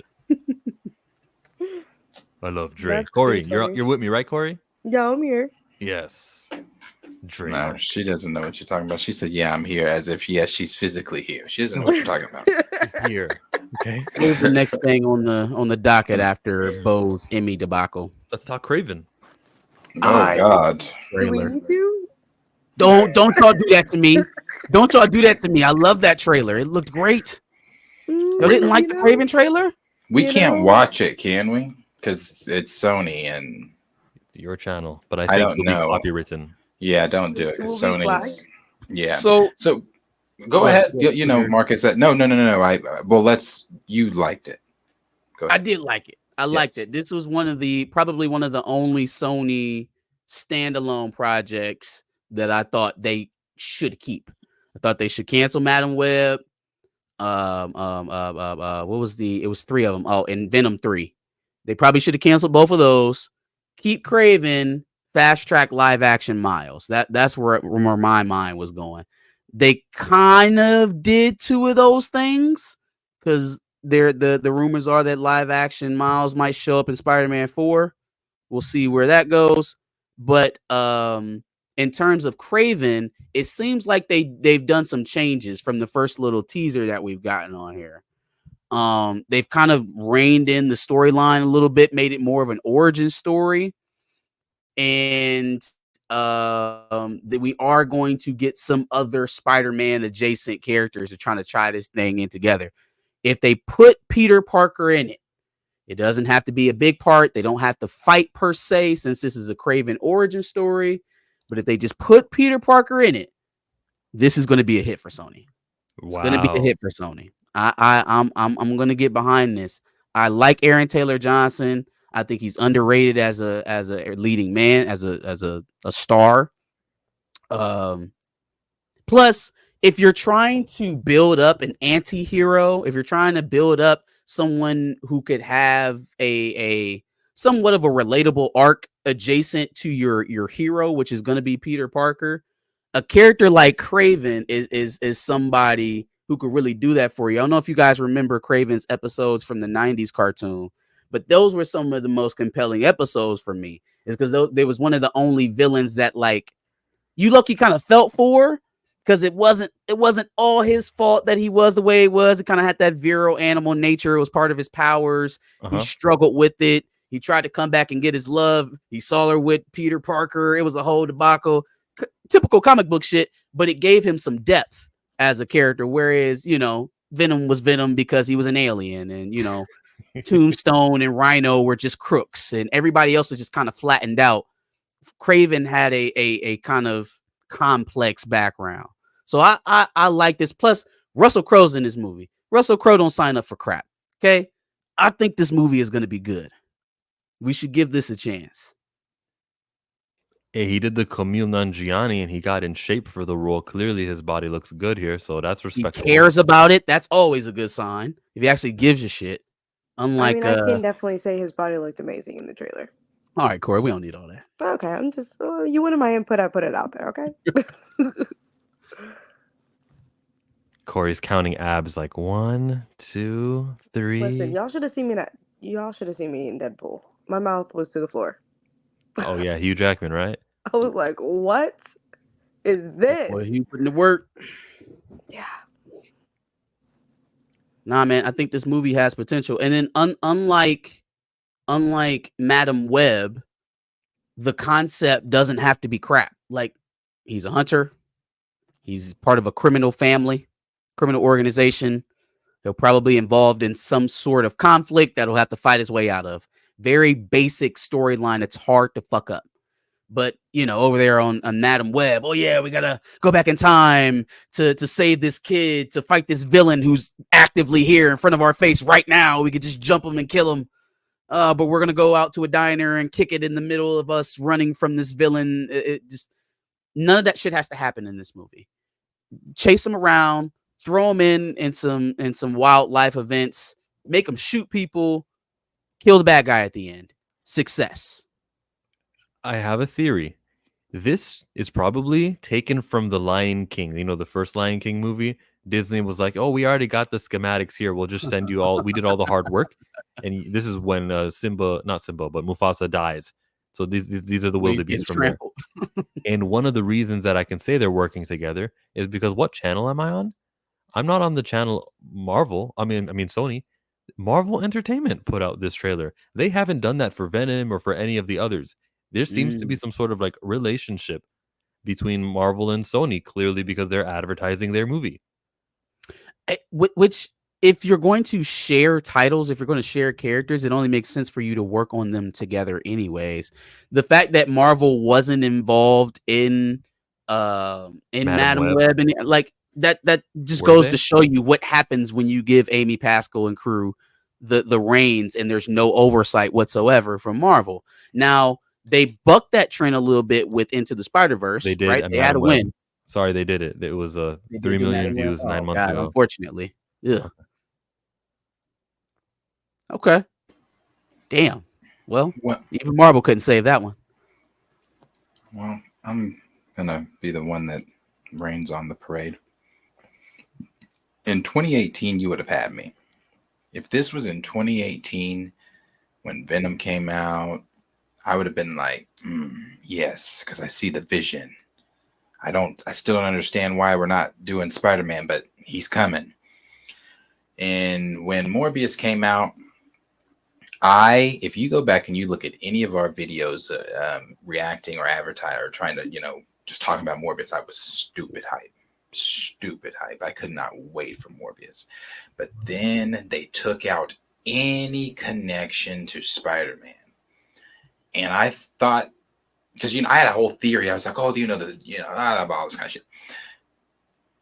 And I just don't understand what the fuck we're doing. Like, what was I've never seen Morbius because I refuse. I'm done. I am done. And the reason I say I'm done is because I was one of the ones writing so hard for Sony. Like when Q and Trey and all them were here, they used to tell me, "You're like, bro, stop it." I was like, "No, Sony's got Sony doesn't have shit. They don't know what they're doing. I don't know." My big thing is like, cool. If you want to do Spider-Man's villains. It's weird that he's not there, but okay, if you're building this if you were building to something, but I don't even know what they're doing anymore. Like, why is Spider-Man not involved? I just don't understand it. And until he's there, I'm out. Like, I can't. Kraven, I won't be there. The Rhino looks cool, sure, but like what? It's like Kraven fighting Rhino. Like whenever has anyone ever picked up a comic and said, "Gee willikers, I sure hope we see Kraven and Rhino go at it." Like that's not what. Like where the fuck is Spider-Man? So I could give a shit about that. Like the trailer was like there was like the rated R-ness was. I was like, oh shit, with a lot of that. Yeah, it's rated R too. Now I forgot about that. It's rated R. Yeah, the rated R-ness was very like, that was oh the shit. one thing that did intrigue me, that it was rated R. Yeah. I was like, oh. And I'm not gonna sit here and say like I just don't care. I just don't care because Spider-Man's not there. That's just it. Like it's nothing. And I agree with the point she made about Aaron Taylor Johnson. I do like him. I think he's a good actor. I think that like you said too, he doesn't, as a leading man, like enough credit and things like that. But I hate this for him. I wish that he could be Kraven under the MCU. Yeah. And one more thing, I'm sorry, last thing, because Tom Holland, before No Way Home was No Way Home, they had Kraven. Kraven was the main villain. He was going to, so it's just like, what could Kraven have been with now this motherfucker getting bitten by lions and not fighting Spider-Man? All right. So look, let's take Kraven exactly how you just laid it out, right? It's not going to involve Spider-Man in the movie itself, right? This movie is going to be isolated. It's going to be an origin. So we're not getting Peter Parker within the main plot of the movie. Yeah. I'm going to give you two propositions. Let's see if either one of this fixes it. The one route is probably what they tried to do initially when they had the concept for this movie, which was probably Sinister Six, right? So you had Morbius, you had Venom already. Vulture had already made an appearance. So did the Fist. Sandman. No, not Sandman. Fist. Black dude. Oh, Spider-Man Homecoming. Prowler. Oh, black dude. Shocker. My fault. Shocker. There you go. Right. So you've got your pieces for Sinister Six, and maybe Kraven was going to be one of the last ones to kind of finish that out, and then we all lead that into Tom Holland movie. Well, most of those projects have gone to the wayside. I think Vulture's probably still viable. Kraven, depending on how this movie plays out, but Morbius is out. You can't use Morbius, I don't think. Shocker, maybe you could bring back. Maybe. We'll see. But you got to fill out that roster a little bit. So Sinister Six angle. And by the end of this movie, Kraven links up. That means that we're definitely headed towards a Sinister Six versus Tom Holland Spider-Man arc Would you That's a accept lot. that? That's a If lot. this was a good enough movie. But see, that's what I thought we were doing from the beginning with Venom. And so I still accept that. Like, if they ever get there, then I'm there. Well, the thing that ruined it with Venom for me is that they confirmed that they already had another Peter Parker in their universe. That's dumb. That's stupid as shit. We already have 3 Peter Parkers to work with. Pick one, motherfucker. Don't make another one. See, and that's the that problem. was Madam Web's dumbass problem. They tried to make a kid Peter Parker. You had 3 Peter Parkers to work with. You're planning on bringing them all back at some point in this sagas coming up, whether it's your Sony film or Secret Wars. Why are you playing this dumbass game? Put one of them in the damn movie to make it relevant. But, you know. And whatever. that's the problem, because if you go back to Morbius, what's his name? Who directed that? Esposito?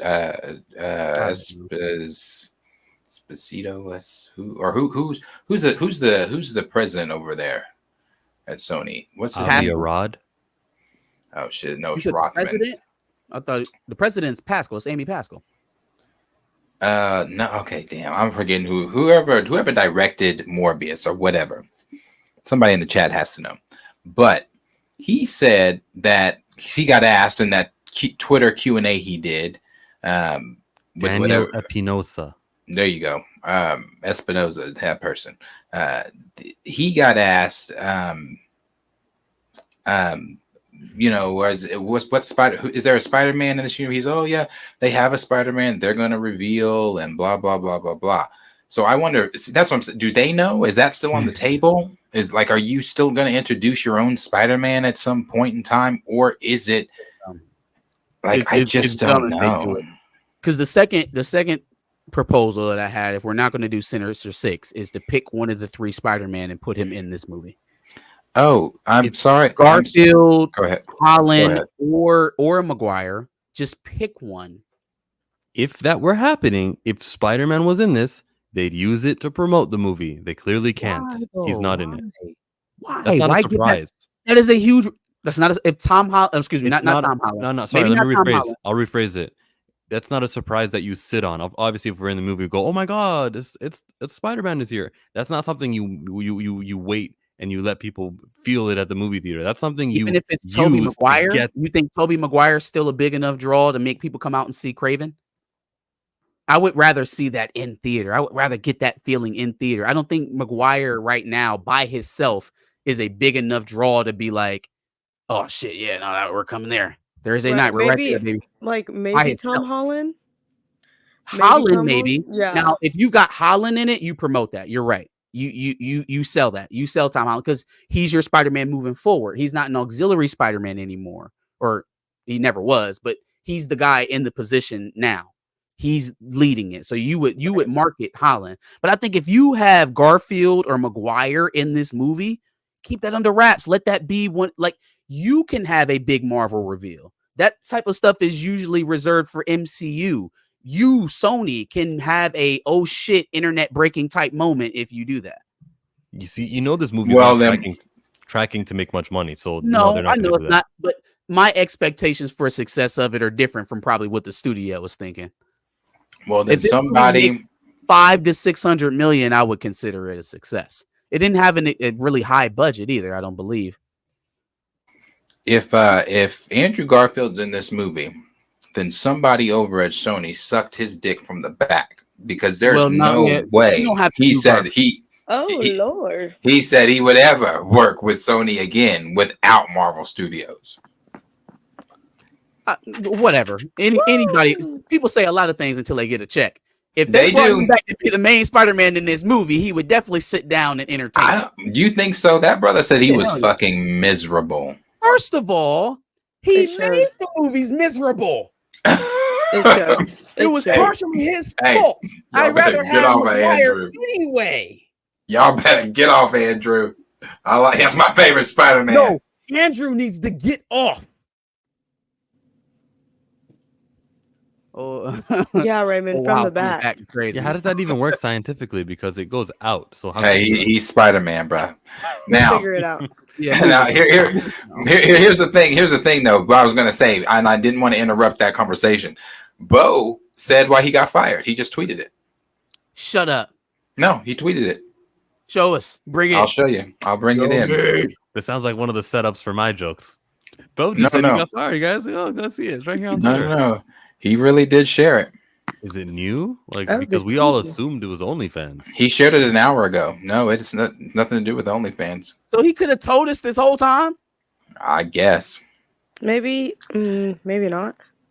He said, "Whoa, this is real." Yeah, he said, "Firstly, I'm so grateful to have worked on X-97, collaborating with some amazingly talented folks. Creating this review was a dream come true, and the support the fan has shown is so touching. However, I felt it is pressing for me to speak up in the weeks for leaving the show." Okay, so why now? Okay, he said above his X-Men fan art I posted on Instagram for Gay Pride in June. On June 13th, Marvel sent a letter notifying me that they'd stripped my season 2 credit due to the post. Sadly, this is the latest in the troubling pattern I suffered through while on working X-Men 97 and on Blade. He said, "I'll have more to say soon, but must take a step back from social." I told you what I tell you. Must take a step back from social media to find a safer space for me to be out. Proud and nerdy, and stay tuned. This was an hour ago, now 2 hours ago. No. The fan art. When did he post? June 13th. What year? June 13th of this year? This year. He was already fired. So they're saying that so then maybe it was writing for season 2. That's why season 2 was revised because of this. I guess that's what he says. Yeah, I was about to say this ain't why he got fired. This post says Beau Demayo says that he was fired by Marvel Studios for posting this fan art in celebration of LGBTQ. He was already Damn, where did the IA come from? Anyway, Pride Month back in June. I'm so confused. They fired him like 2 weeks before the show came out mid-June. So what are we talking about? How did this post end up getting you fired at Disney of all places? The one where they was just talking about Elsa being gay. So I know we see it right now. He could have posted it and deleted it initially before he was fired, and we didn't see the initial post. And then he's like, "Oh, let me do it again for one more time in June."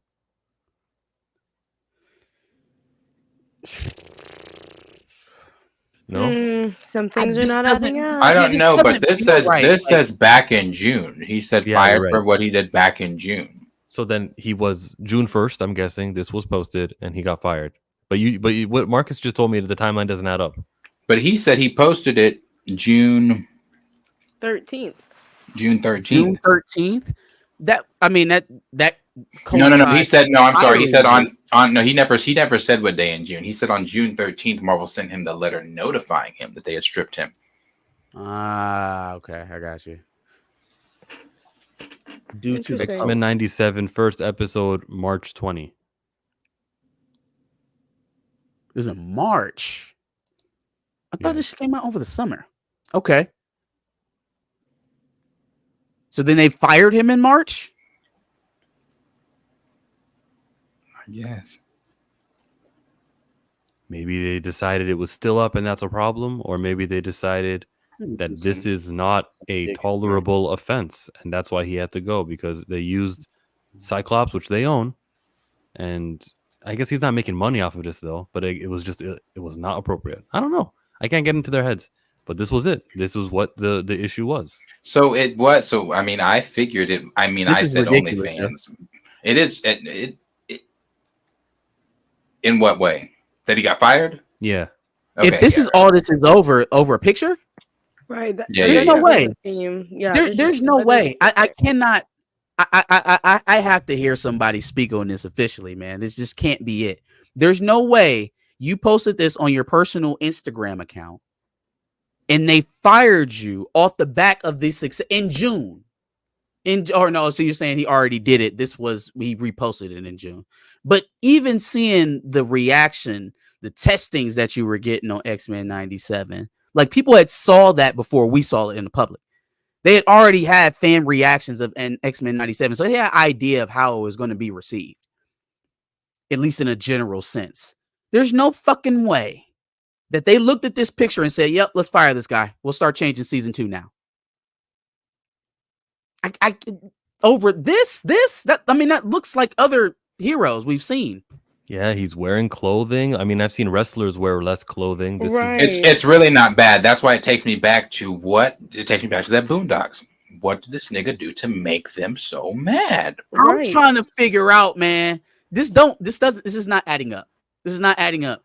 And again, if you've been sitting on this information and you were able to speak on it this long, why now? Why now? Because that's what I'm saying. Why now? Why now? They under an NDA or something. No, they've been rolling around in your success without giving you an ounce of respect. They haven't acknowledged you not one time this entire time. Now it's time. Now it's time to go have a all white party at the Emmys. Now it's time to get upset and tell why you got fired. But bingo, that's why.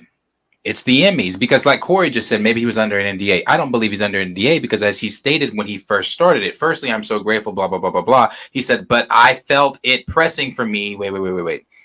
Where he said, I bet I felt it pressing for me to speak up in the wake of leaving the show.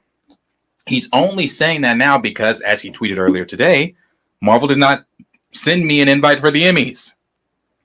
My people have reached out, blah, blah, blah. More will develop. He's upset about that. Yeah, I'm sure he was upset about the other stuff before, but now it's to the point where he's like, oh, now I'm about to try to make them seem like these monsters and blah, blah, blah, blah, which is not looking too bad because if this is the reason that you were fired. Which I highly doubt. I expect to hear something. Even do you really believe Marvel's going to retort though? They're going to send yeah, they should. They can't let this stand. They can't let it be known that they fired probably one of the better creatives that they've had under their umbrella in a while. Majors. But here's the thing: they've not even. Chill took it out of my mouth. They haven't addressed Jonathan. And I'll address that directly. As much as I love Jonathan Majors, his impact as Kang is dwarfed in comparison to X-Men 97's.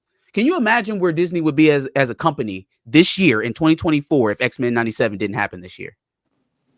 Yeah, it's an animated show. It had less viewership. It's not as substantial as a live action. What other wins have they had this year? Take X-Men 97 away, and what have they won? What have they hit on? You didn't like Echo?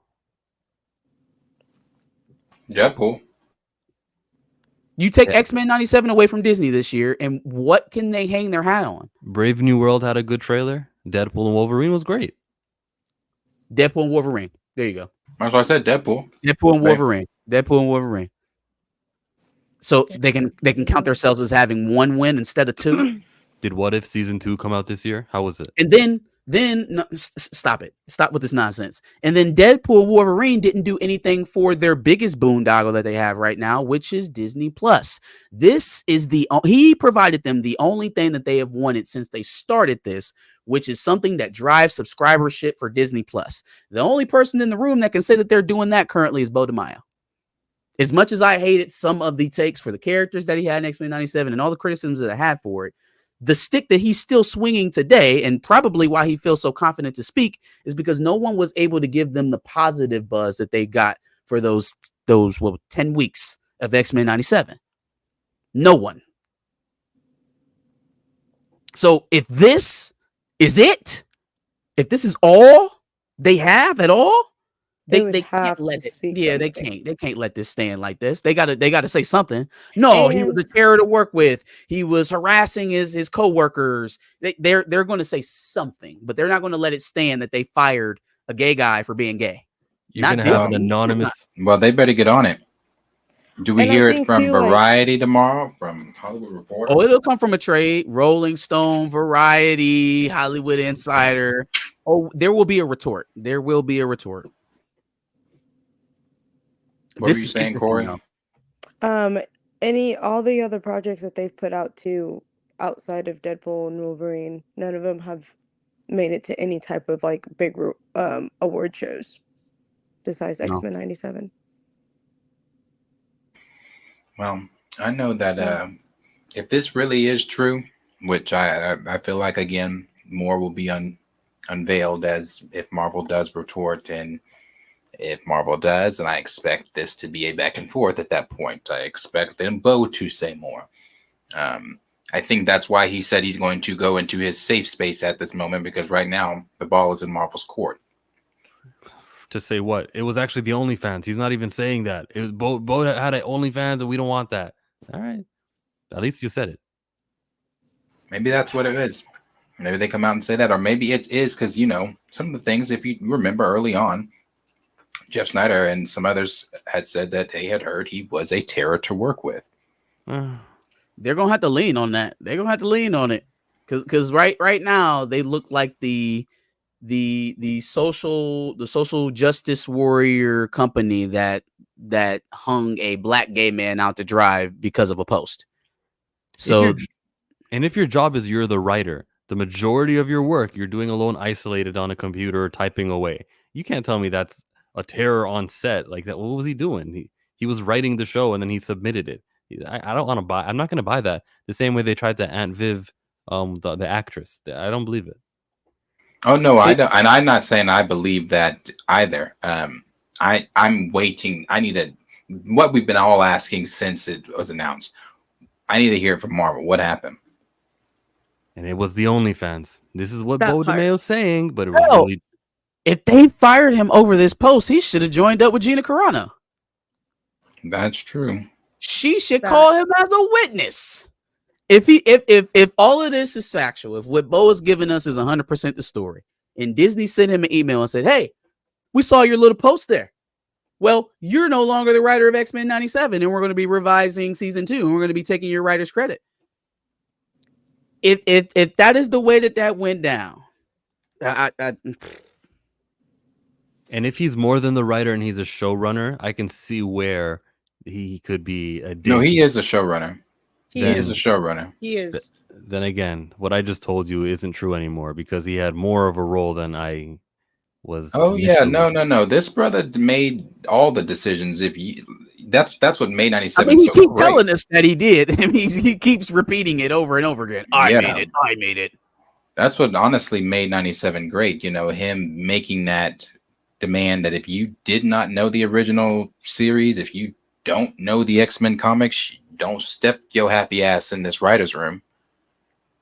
This ain't no Nate Moore shit where we care about if you know the comics. I wish I would hear him say that. This ain't no Nate Moore shit over here. That would be hilarious. I would pay money to do that. This ain't no Nate Moore shit over here. You know these characters over here, dog. I don't know. More will come out. Like I said, ball is in Marvel's court. He is, as he said, stepping back from social media and going to go to his happy place. So while he's there, Marvel. I don't think Marvel gonna be stepping back from that ass. Pause. You don't think so? Is it pause for him? No, I don't. I think it's just green light. I don't know. I think it's just green light. But I do know that when Marvel does reply, if they do come out and say that it's because he was hard to work with, or he was this, or he was that, it is going to be a back and forth. Because his people are gonna come out, then Marvel's gonna come back. Then, yeah. You think this one ends in litigation as well? You mean arbitration? I don't think that. Well, no, I'll say litigation. I think if they were going to settle a matter like this outside of court, they would have already done it by now. But see, like Raymond said, everybody keeps saying he might get sued because of what he signed. We don't know really anything. Did he sign papers? I get it. That's we business. Don't know if he's under NDA or not. I mean, he sure is out here talking like he ain't, but like I said, yeah, that's business. I understand that, but we don't know if he really did sign anything. Maybe he's just been sitting. Now you got the deeper, darker. Now if that happened, then that explains why he feels so free to come out here and say, "Hey, you know what? Stop it. I'm not going to put the conspiracy together." If that happened and then Beau denied him and then they used this story as the cover as to why they fired him, and then he knows that they can't come out and say why they actually fired him, so he says it's this to make him look bad, knowing that they can't properly respond and tell the truth. Ooh, the tea of it all. That would be a conspiracy. Do you know why they call me DeMayo? I think we know what happened. He was, the Mayo. I think we know what happened. He was holding out for this Emmy award show that he'd be able to do a speech, and he learned he will not be able to do that. All right, cool. There actually was no NDA the whole time. I could have done this always. I just kept my mouth shut for the accolades and for some of the taking the high road type stuff. But he has reached his boiling point, and now he's telling everybody, look, this was it. And then they're gonna come through Marvel or Disney will come to decree me. Marvel is gonna come in and they're gonna be like, yo, Variety Insider, leak this out and say that there was a report that he was difficult to work with. And that's when I go, oh, that's all you got? All right, Beau Demayo is the man. Respect to him. I can't believe it was just this that got him fired. Because all they have to fight us back with is a anonymous report that Beau Demayo said this as the showrunner and he made people feel uncomfortable. Like, nah, nope. Cap. Yeah, if it was enough to get him fired, you should have somebody willing to go on record and tell what happened. I was just about to say that. You would have to have somebody. I need a witness. Then that means somebody brought some sort of HR situation. You know, somebody should be willing to speak on that. Yep, you would have to have somebody come out and say, you know, I was treated this way by, you know, Beau made me feel this way on set, or Beau made the atmosphere of the set this way, or Beau was slapping us with X-Men comics because we really didn't know as much as we said we knew. And, you know, I don't know. You know, nobody else has said anything bad about him. Winterbomb or nobody else has come out and been like, oh, man, I'm glad that guy's gone. Or, oh, man, now that we've got the room that we have now, everything's just seemed to have gone a lot easier. Or, you know what I'm saying? Nobody's said anything negative about Bruh. So, I don't know. I don't know. We'll see. Like I said, we'll see. But that was interesting. That is interesting. That is that's the picture. I knew it was a picture. I just didn't know, you know. But that's. I see it's past your bedtime, Raymond. And again, I still don't see anything wrong with this, but I mean, obviously that's how he sees himself. That's how he wants to be represented. And just in general, in terms of a company not wanting to be associated with this, I don't like. Man, what do you think is inside of your comic books that you sell? Right, and I don't want to drag this on any longer, because obviously we can't until Marvel or something, until we know more. But are they not familiar with his Instagram? There are actual pictures of him like this, right? You know, like, so are they say that too? Like, even before they hired him, like, you had to vet, right? That's what I'm saying. Right, where you hired him. That's really like, I'm just confused, because there are actual pictures of him on his Instagram, like in underwear like that, like at the gym, or dressed up as other. I think he does. Excuse me. I think he does other cosplay. So I don't know. I just think that's a little weird that the cartoon picture of him is where you drew the line. Yeah, that's very. I don't know. That's very interesting. I don't think that's the reason. Yeah. Well, Beau tweeted that, but other allegedly. Yeah. All they need to say is he wore that exact outfit on his OnlyFans. He was profiting off of Marvel content. He misrepresented the brand, and then I'd go, oh, okay, I get it. But you should not thank you like for saying. In real life, he had the outfit. You mean? In real life, he took that photo. It's on OnlyFans. He's making money off of Marvel a way he's not supposed to, misrepresenting the brand. You remember the thing with the boy who liked Spider-Man? He died, and they put Spider-Man on the coffin, but they wouldn't let that. Not the coffin, but the gravestone. They put it on the tombstone. Worse. The way that they're those like crazy Disney lawsuits, like that one was one of them. They're getting worse. Apparently, there was a guy. His wife died in one of the parks. I was just about to say this one. Go ahead. Wife died in one of the restaurants at the parks, right? Food allergy. And then they tried to have his lawsuit thrown out of court. Disney does, because he signed up for Disney Plus and agreed that they would arbitrate outside of court for any disputes. And then the terms of agreement in Disney Plus. And That's crazy. The Disney restaurant. I mean, the restaurant was not a Disney restaurant. It was at Disney World, Orlando. Right. But the restaurant itself was like outsourced. Yeah, it's like, but even to try to argue that terms and services for a streaming service precludes you having a wrongful death lawsuit at one of your facilities, like, come on, man, what are That's you even doing? crazy. Yeah, give me more reasons never to sign up for Disney Plus. Yeah, that's crazy. You think they're gonna make me start reading terms of agreements? Jesus Christ! Yeah, they was talking about that this morning. We're at Your the firstborn child in your left rib, your fourth metacarpal. It's the 2-hour point of this. We're about to close out. I just wanted to mention Luke Cage, because Mike Colter had a little quote for us. That's the actor who played him. I would love to explore it. If they found some story, some way, somewhere to take it, and I'm happy that Charlie Clocks and those are getting it rebooted, but I don't have any idea if Luke Cage is getting rebooted. I'm not holding anything back, Colter said. He's not in it. He used to be sort of like, no, I don't need that anymore. I'm not a Marvel guy anymore. And now I think that's the right move. They should have never tried to reboot it. No, I don't know what that was about. I'm like, well, yeah, duh, it was not broke, so don't fix it. Now it sounds like he is campaigning for a job back. That is Mike Colter, who plays Luke Cage. Do we think he's in Daredevil? No. But I was going to say, didn't he sing a different tune not too long ago? But you answered that just then. No, he's like, and I'm not saying I dislike him or anything like that, but this is giving a lot of we were talking about what things are giving earlier. This is giving Simone Biles' mom. He's seeing success for Charlie Cox. He's seeing success for Vincent D'Onofrio, some of his peers from Netflix, because this was not the tune he was singing the last time he got asked about returning as Luke Cage. He was talking about no, my Marvel day, da da da da da. I'm not saying I don't want him back. I'm just saying I think he's seeing that things are going so good for his peers from Netflix, and now he's like, okay, well, if I can get a check. If Marvel is cutting checks, and now, yeah, I want to get back in it. But do I think he is in Daredevil? No. Mm-mm.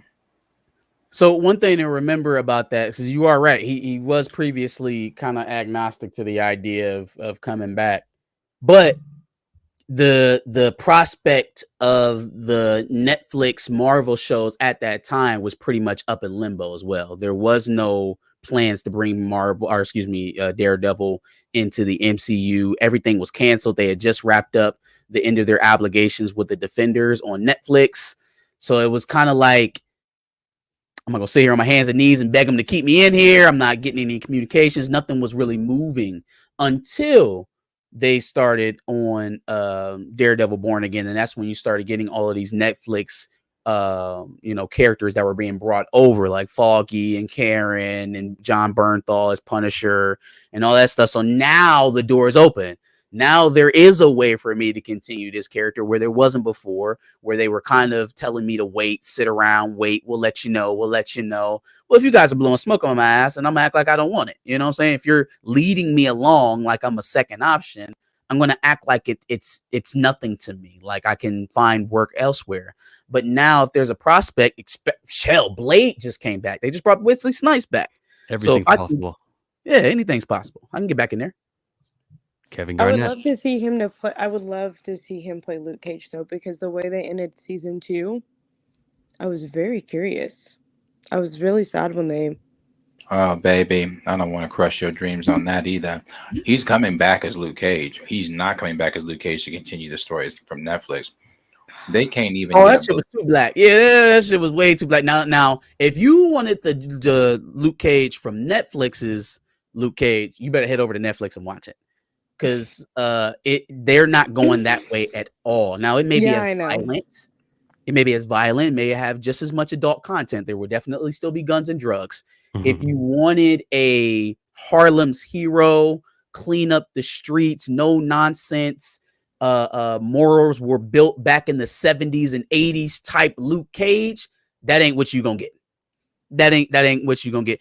I wouldn't be surprised that if he did come in there, that they wouldn't try to fast track him as the mayoral replacement to Kingpin whenever that gets knocked out, and then they fast track the mayor's storyline so that they can get him out of the fighting street crime, being the pro-black activist that he is in the comics. And we didn't get to talk about this, but and we will eventually. But you mentioned Kingpin. The word on the street, because Raymond also asked, did y'all see the rumors that Marvel cannot use Spider-Man villains in the movies? Blah blah blah blah.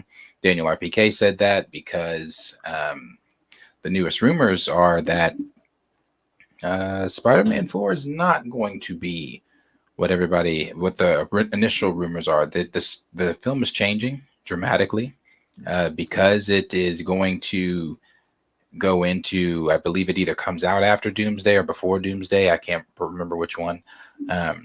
But because it is going to be doing those things, it is not going to hold on. Let me read this really quick because this is it right here. He said Daniel RPK sure is a snitch. These are the changes for Spider-Man now. It says that Ned might return. Oh yeah, I can yeah.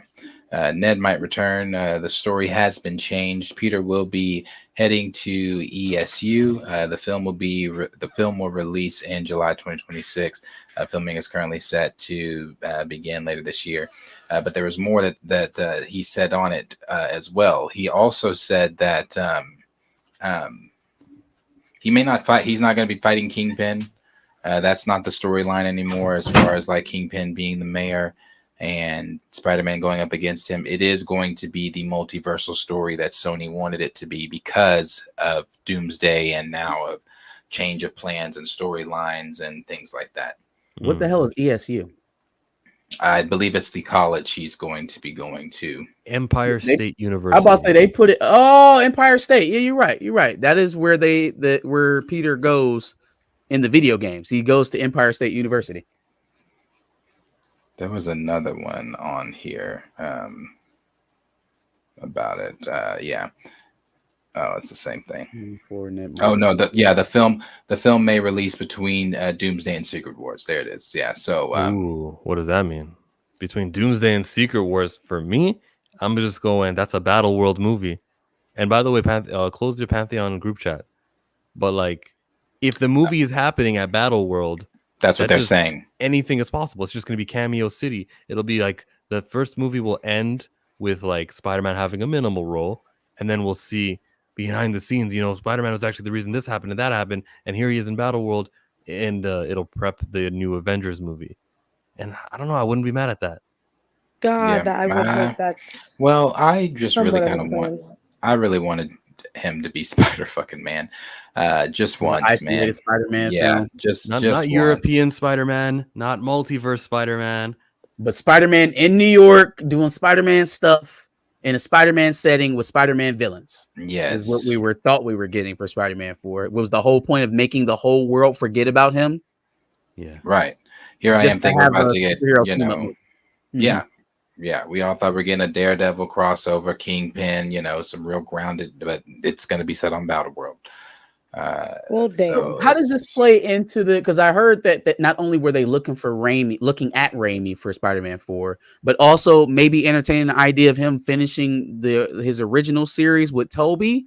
So now with this potentially being a multiverse film of sorts, can he do both at once? Can he have a dual lead Spider-Man film with Tobey and Tom? That's Spider-Man 4 for the both of them. Oh, yeah. Spider-Man's time runs out. Spider-Man's 4.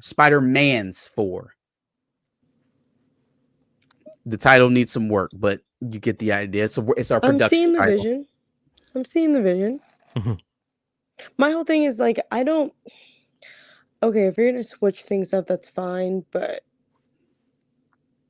not too much. Let's just do it right and let's not overcomplicate it. Nope, there's going to be the Sinister Six, and since it's called Spider-Man 4, the fourth Spider-Man is going to be Miles Morales. I wouldn't be mad at that, though. I wouldn't be mad at that. Too many characters. They tried to do Eternals. They tried to even Shazam had the Shazam family and 3.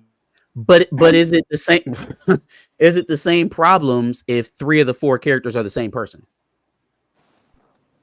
Kind of. Screen is time. It though? You don't. Who gets the amount of lines? They're different characters, though. Are they? Yeah, they're different enough. I think some of the problem that we got in Eternals is that they spent 2.5, 3.5 hours trying to flesh out 20 characters in an ensemble cast. Was the movie that long? It was long as shit. It was a long that movie was so long. It was about almost a 3-hour movie. Yeah, I think it's like 2:30, 2:45. I don't think you would need to do that for the Spider-Mans. I don't think you would need to do that for Toby and Andrew and Tom all over again. We know who these characters are. Balance is a lot better. I don't know. I kind of talked myself into this dual Spider-Man 4 idea because it would be Spider-Man 4 for Toby and Tom. With Venom. And technically Garfield if you count No Way Home as his 3. Okay, sure. There you go, Darius. Your boy got a trilogy. I don't count No Way Home as his 3. He needs his solo film. No, the fuck he doesn't. No, he does. He gave him a chance. It bombed. No, we're not doing that again. He needs his 3rd. His Madam Web appearance. That was a canon. No. I need to see what was going on when he was down and out and he got angry. No, he got mad. You had love for you, girl. That's what I need to see. And actually fight Rhino. The Rhino that Kraven's getting to fucking fight. That Rhino looks good, right? He does. Looks a lot better than Paul Giamatti's Rhino. Who casted Paul Giamatti as Rhino? Who thought that was a good idea? Probably Andrew. He was like, you know who could be Rhino? Paul Giamatti. I think that's great. That was Andrew's idea. We're going to stop with this Andrew hate. Why don't you go make another Hacksaw Ridge? Make Hacksaw Ridge 2. No, that is man. That is the best Spider-Man. Y'all. I don't know why. I do believe that. I'm telling you, every time I watch, you do not objectively no, bro. I do. He is the best Spider-Man. I'm telling you. When I saw No Way Home and he started crying when he was talking about, I just don't want you to end up like me, bro. Tears because I instantly went back to when he had to save Gwen, bro. That makes me cry. No, but he didn't save Gwen. That's why it's so sad. Oh, he didn't save Gwen. Oh, damn. That's his cross to bear, bruh. You gotta get y'all better get off him. Why? Loser. Before we because y'all know I got to stay on. I'm y'all not gonna hurt my feelings on Andrew tonight. So before we get out, y'all want to meet my newest member. This is I see you down there petting that bad luck. Look at you, Black Cat. This is not bad luck. This is Vermax. Actually, fun fact: black cats are not bad luck. What color are the eyes? Green. Cats are Vermax, not bad luck. Did you give your cat black a dragon cats are name? not bad luck. They're I actually really did. good luck. They are bad luck. Black No, cat? No. I have four black cats. Under a ladder, salt over your shoulder, all that shit. Breaking glass. Nope, they're actually a sign in many cultures of being good luck. They are actually in I can't remember which country is it where it is highly illegal to do anything harmful to a cat. But even in Egyptian culture. Weirdest country? No. Is that what it is? Weird country? No. Weirdo. But I wasn't a cat person either. I wasn't either until you get one. When you get one, they're just Darius, don't you have a dog? Your dog's somewhere in the corner looking at you like, my cats, my dogs love my cats, and my cats love my dogs. Wait till you put her down. I swear to God. They were raised around them, so they know. But I just got him last night. Are there any bad spirits anymore? All bad spirits. Yeah. Him and his brother. He came with a brother, so I got 2. Him and his brother. You got 2? Yeah. Hey yo, I'm about. All right. I'm about to help your dog out. I'm about to send you some reinforcements. You know how many that now puts in my home? What? Of cats. Now, before I give you this number, let me give you this little bag. The little you a cat lady? Hold on. A very quick TLDR. Sure. I got a cat. I rescued a cat accidentally when I was coming in from a basketball game with my basketball boys. It was in the street. It was no bigger than probably. It was a little. He was probably a little smaller than he is now. So we, of course, I wasn't gonna leave it in the street. So I was like, oh, I know somebody could take it too. Well, she didn't want to take it. So I was like, well, I'm gonna take him to the animal little dock shelter place. Took him over there. They were closed. They're like, come back. The thing signs like Monday open. So I'm gonna take him Monday. But then we fell in love with him over the weekend. So I kept him, and I got him a friend. Well, at the time I thought it was a her. I got her a friend. Oh, you I was like, oh yeah, it's a little girl. It's a little girl. It's a little girl. So I got another girl, not knowing that he was a boy. Have to change the name and everything. Yes, I also did not. Well, no, he got the same name. I also did not know that cats could hump at 6 months and get pregnant. So she was pregnant. And I thought, not owning cats before, that she was just eating well because her stomach was expanding. So I took her to the doctor, and they said, oh no, she's got 6 little ones in here. And I was like, 6? I was like, how is that possible? She's only 6 months. They're like, oh yeah. So her kids are not, hold on, not. So I have mom, dad. I gave one away because I had promised. I was going to give them all away, but they have to stay with mom for 6 weeks. So we got pretty attached. So I have mom, dad, 3 of their kids. Now these 2, and then 2 other fosters. Son of a bitch. Mom, dad, 3 plus 4. You got 7 cats? I think it's 9. There's Sprite, that's mom. There's Murmur, that's dad. There's Thor, Rocket, and Jubilee. Now I just got Vermax and Meraxes. And then there is Tinker and Katniss. 8, Yeah, 9. that's 9. Holy shit. That's 9. 9. 9 plus Derek, 9 got plus a cat army. Right. Plus my 2 pits. Yeah. Plus And my you got 2 2 pits. hyperactive dogs. Yo, you got a zoo. You got a madhouse over there, yo. Utopia. So only got have 2 one of the cat. activist dogs in all of the dog kingdom, and 9 cats. yeah, Sheesh. so the house that I'm looking to move into right now, I need it to have one of those sunrooms.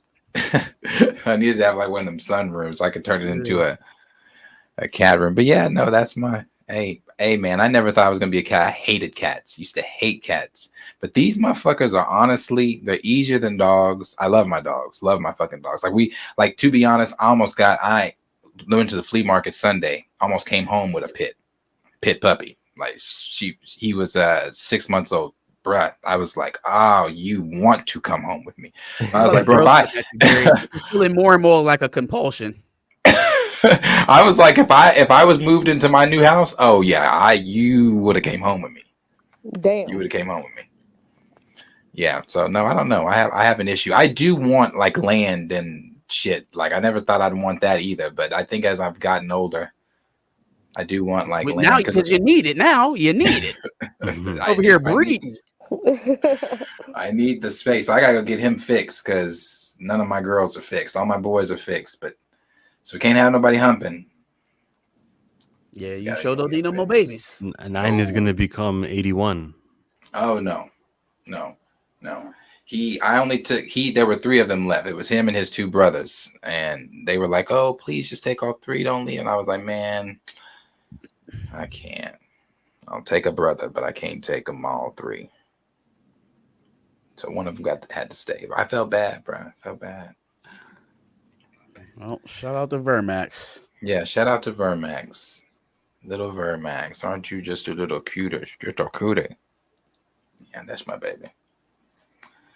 My other cats hate him right now, though. That's a cat thing. When they meet other cats, it's it's very oh, territorial. damn. They have just been hissing at him and swiping at him, and he thinks they're playing, and they keep throwing him, but he'll learn. Whoa. Yeah. Yeah, it's a very cat eats cat world out here. Cat eats cat world is nuts. Cats are not bullies. Cats are superior in Egyptian culture too. Superior. They are superior to dogs. I'm sorry, they are. I don't want to hear this, Darius. I don't want to hear this. They are. Let you have your cat obsession. I won't listen to the rest of this. But honestly, I've never known a household that has a cat and a dog in the same house, and the cat does not have control over the dog. Like, or you can go somewhere too. I'm so serious. Like, they dominate dogs all the time. Yeah, my the cat, next time your dog walks on I'm top of telling your you. refrigerator, you let me know. Okay. No, I'm telling you, my cat will stand in the hallway, and the two dogs that are living with me right now, they will not pass her, because if they even come 2 inches from her, she's going off. Yeah, Corey, what you are describing is an attitude problem. Okay, which animals should not have. That is not a superiority. That is a defect. You need to take that cat back. Well, I personally do believe that cats. Attitude. Get out I the do way. personally believe that cats are like aliens. I don't think they're from this earth. I 100% agree. That's why we shouldn't have them in our house. They are superior. They're smarter. They.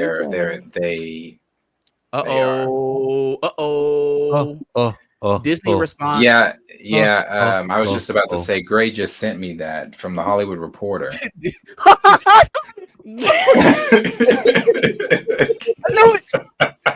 Well, Marcus really needed to win tonight, and I'm glad he got it.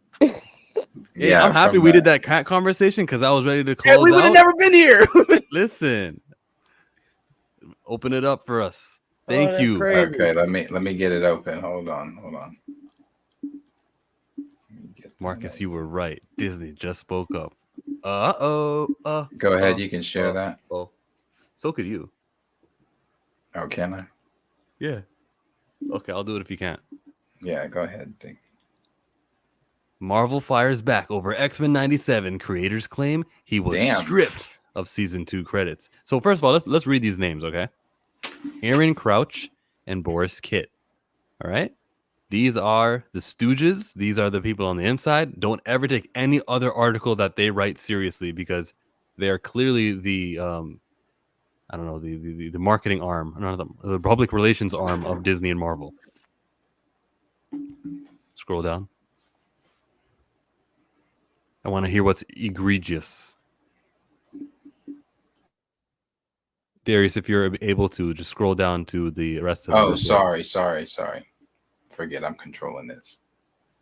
5 months after Marvel fires DeMayo for mysterious reasons, the writer claimed Thursday he no longer will get credit on the second season of the hit Disney Plus show, which he completed work on before his exit. DeMayo made the claim on social media, saying it was part of a troubling pattern he endured while working for Marvel. Marvel shot back soon after, and in a statement to the Hollywood Reporter, never mind. What I just said about Boris and my boy, if this is a statement from Marvel to the Hollywood Reporter and they're not pretending, then never mind. It says, he gave insight into his firing, saying it occurred after an internal investigation revealed egregious findings. Above is the X-Men fan art I posted on Instagram for Gay Pride in June. Scroll down, please. So basically what DeMayo wrote. And then he's like, DeMayo, who spent several years at Marvel working on a draft of a long gestating Blade feature as well on the TV show Moon Knight, added that sadly this is the latest in a troubling pattern I suffered through while on working on X-Men 97 and on Blade, which was also canceled. Marvel responded by saying that DeMayo's behavior was the cause of his firing and for him losing his credits. Mr. DeMayo was terminated in March following an internal investigation, said a Marvel spokesperson. Given the egregious nature of the findings, we severed ties with him immediately and has no further affiliation with Marvel. Why were you investigating him? Investigating for what? Sources say that following his exit, following his exit, an agreement was reached between the two parties over the issue of tweeting about the show, something that DeMayo had continued to occasionally do. In light of the breaches, his credit for season 2 was removed. While no details of the cause of the termination or the internal reviews have surfaced, sources say it involved sexual misconduct. Sources say that. DeMayo was an avid Wait, Demayo did not immediately respond for or return for request for a comment. It just happened right now. Yeah, right. Literally just came up. Why would they even put that in the article?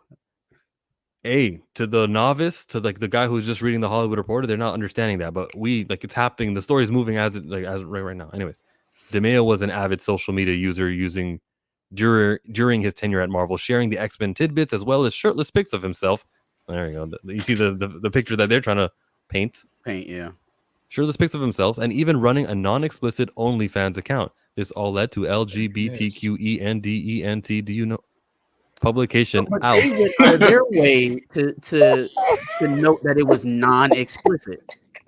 Like the Hollywood Reporter is going out of their way to explain that the OnlyFans account was non-explicit. So what was the illicit sexual content that they found in the investigation if it wasn't OnlyFans? Which leads me back to the very first question when the first, it was rumored that it was OnlyFans. In order for someone, if they're acknowledging that it was non-explicit content on the OnlyFans, then OnlyFans wouldn't what got him fired. No, it could be that he was wearing the Cyclops gear and it wasn't explicit, but you're making money off of Marvel. But then also, if we scroll up, the sexual misconduct, he could have had a relationship with another staff, and that's a misconduct. There's rules against that. There's a power dynamic. You're the showrunner. You can't do that with another. I feel like we're mixing things together to get him out of there. And then we're still not at the core reason as to why. Like, I may have had a relationship. He may have done something sexual that was out of but we haven't gotten an answer. Like, and they use the word misconduct instead of assaults. Instead of harassment. This is what I thought their answer would be. They still didn't, like Marcus said, they still didn't say what he did. Yeah. Right now, so it's turning into what I said too. This is now okay. So they said, okay, balls. They replied a hell of a lot faster than I thought. Balls in our court. Okay, now we're immediately putting the ball back in Beau's court. So now is he going to? Well, I don't think so. I mean, because he said, they replied, and it wasn't like this is like they're Kendrick in this situation. They replied quick as fuck. And now they had it ready from a reputable source and Hollywood Reporter. Like, man, the quickness. I was at least expecting it to come out tomorrow morning. I wasn't expecting tonight. So with how quick this is, does Beau stay in his space and let his team handle it as he said he was going to do? It seems like they've already been trying to handle it, and he likes to talk. So I don't think so. We've been at a stalemate before today, and before Beau said anything. We've been at a stalemate where both sides were going to stay quiet because they both kind of had dirt on each other, and then the enemies. And then he goes public, and so do they go public, and we're still at this stalemate. The stalemate. Oh. One of them needs to say exactly what it was, unless it was actually nothing. Like there was misconduct. Cool, I see the word misconduct right now. Sources say it involved sexual misconduct. Now Beau is going to tell us, or he's going to tell us what really happened, or didn't happen, or what they think happened, or that's all. I mean, if it is what you were suggesting at first, and it was just an inappropriate relationship, I feel like he has every reason to just come out and explain that. Like, hey, I was wrong. That's why I got fired. I don't think that I should have lost my writer's credit for the second season. Mm-hmm. Right, like that probably. But didn't they say that happened because of the tweeting? The tweets. So yeah, that was interesting. So they agreed for what did you agree on in terms of me tweeting about the show? I mean, I did help create it. I am the showrunner. These are my words being spoken by the characters. I should be able to speak about it at very least. I wonder what the agreement that's was. What I was saying earlier. Like, what if he was under contract that he can't? That he don't wasn't post any supposed to gay things. Well, I had asked that when we did when we were reacting to 97 and he was doing the Q&As on Twitter after every episode. I was asking, I said, did Marvel give him the green light to do this? Because he does not work for now, like you said, these are his words, this is what, but at the end of the day, this is still their show. You may have done whatever, but it's still their show. So who did I also figure that they may have told him, you can't be all on Twitter having these relations, like maybe after the show, sure, but I don't know. I'm not gonna pretend to presume to know. But when people are asking you direct things about the show that only he can answer, what am I just stare at it? You want me to? And I'm not, and I agree with you. Marvel, you know what I mean? Like, what am I supposed to do? I agree, because they went to what's his name with the glasses and asked him, and he sure as fuck fell all over it. Yeah, and he fell all over it. So he did not know. Who did you want to speak on this other than the person who did it? And again, the timing of the firing is 100% up to Marvel. That is on y'all. If it was inconvenient for you and the press around the show, fuck off. You did it. That's on you. You decided to make this happen like that. Not Beau Demayo. And then how do you propose to control someone's social media after you fire them? It just doesn't really seem realistic to me in any real way. I don't know. I mean, this is kind of the cookie cutter answer I kind of expected from. This is a long game right now. This is chess. They're playing pawns right now. Marvel wasn't about to send out no fucking queen answer. They're playing a game right now. They're probably if it is bad or whatever, if it's something if they have receipts or whatever, they're probably again going to wait to see what is your response going to be, because he's probably thinking the same thing that Marvel's thinking. Let's say he does have things that went on behind the scenes, or he knows things. He could say, I can get messy on my end, and Marvel's probably saying, well, we can get just as messy on our end. So how far do you really want to take this? That was the first article we put out. Do we need to get messier? They could. I think it's gonna get messy. The whole thing. For sure. I think it's gonna get super messy. Yeah, the looming doom of that one line that sources say it involved sexual misconduct. That could involve so many things. It could be an inappropriate relationship. It could be harassment. It could be some sort of assault that was alleged. You know what I mean? Like that could be considered sexual misconduct. He could be making overtures of people who didn't want it. There's so much in sexual misconduct. It involved so vague. Not his misconduct. It involved sexual misconduct. Maybe he knew about it and he kept it a secret, and that's all he did too. wrong. Yeah. He could have been party to something that was going on. Yeah, that's true. Not he partook in, or he was guilty of, or we found that he. It doesn't preclude him from any of that either, but it doesn't specifically say that he's guilty. They would use the most damning language that they could, and this is the best they could come up with. Well, not if what's being accused is criminal and it hasn't been proven yet, because now you get into the era of defamation or Oh yeah, that's right. Somebody. True. So you're right. They're going to push as far as they can, but as far as they can do is to call it misconduct, because calling it a crime would mean that he would have to have been charged with something for them to say that. Well, interesting again. This is crazy. Now, I don't think I broke something like that on the stream. So yeah, yeah, this is definitely really crazy. I have no words. Well, we want words. This wasn't on my bingo card. Give us words. No words. That wasn't words. It's not on my bingo card for today. We done, or we want to read more of it? We might as well. We're here. Oh, what else are they saying on it? Is there anything with quotations on it? No. Not really, no. Okay. What does it say about Victoria Alonso? That she retained a credit on the project she previously worked on following her exit. Yeah, but then she also signed that NDA. Remember, they shut her up right away. She was talking for like a week. Well, they paid her, and that made her shut up. Mm-hmm. So, such an activist. Yeah.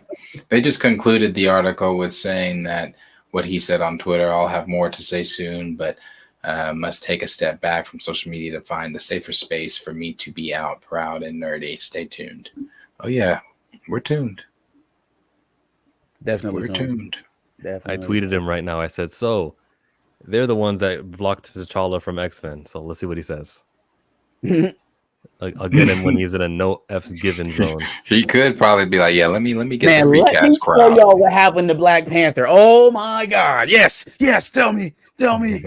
Let me get the recast crowd. Just in time for August 28th. When is the scheduled trending day, everybody? Not just me, but I got Fatal J also in on this. We're going to focus on getting this hashtag trending on August 28th. That is the day. Look out for it 2 weeks from now. Prepare your tweets, set them up, schedule them. But that is a good time to work hard on a message or something. And be ready. Come with the full armor of the Lord, because when I tell you, it is going to be a day of battles on Twitter. Oh yeah, Winter's coming, you know boys. that there's going to be a whole gaggle of non-recaster. Oh, can you go up the dam? It's just about Chadwick. Shout out to the king. Shout out to the king. Both of them, T'Challa and Chadwick. Yeah, for sure. And recognize that they are two different people. KK Kevin, we don't have time for you tonight. I'm gonna put on the hat on that day. I'll post some funny content that day. I might have like 3 shorts just for that day because I'm concentrating the effort. Everyone, let's do it. And you know, there's gonna be people talking about it because it's August 28th. Can you believe 4 years ago, Chadwick? Like, and this is where we kind of have to speak up, maximize it. Oh yeah, it's gonna be for sure. Yeah. So, but as always, we do appreciate everybody tuning in with us tonight. We will be back next week, and next week I'm hoping we'll have some Beau Demayo stuff to dive into with what's going on with this, and then some other Marvel stuff and other news going on. But he's been Chillmonger. That's been Marcus from back of the bus, and that is Corey over here with myself, Planet Fanatics, and I am Darius from Planet Fanatics. And you know who else we need up in here to take us home? Hey, Josh. Hey, I've been watching y'all every single time on Thursday and Friday because I swear to God, y'all switch up every now and then. But rock out. I'm fucking with it. I'm out. Thank you, Josh. Appreciate it. All right, dog.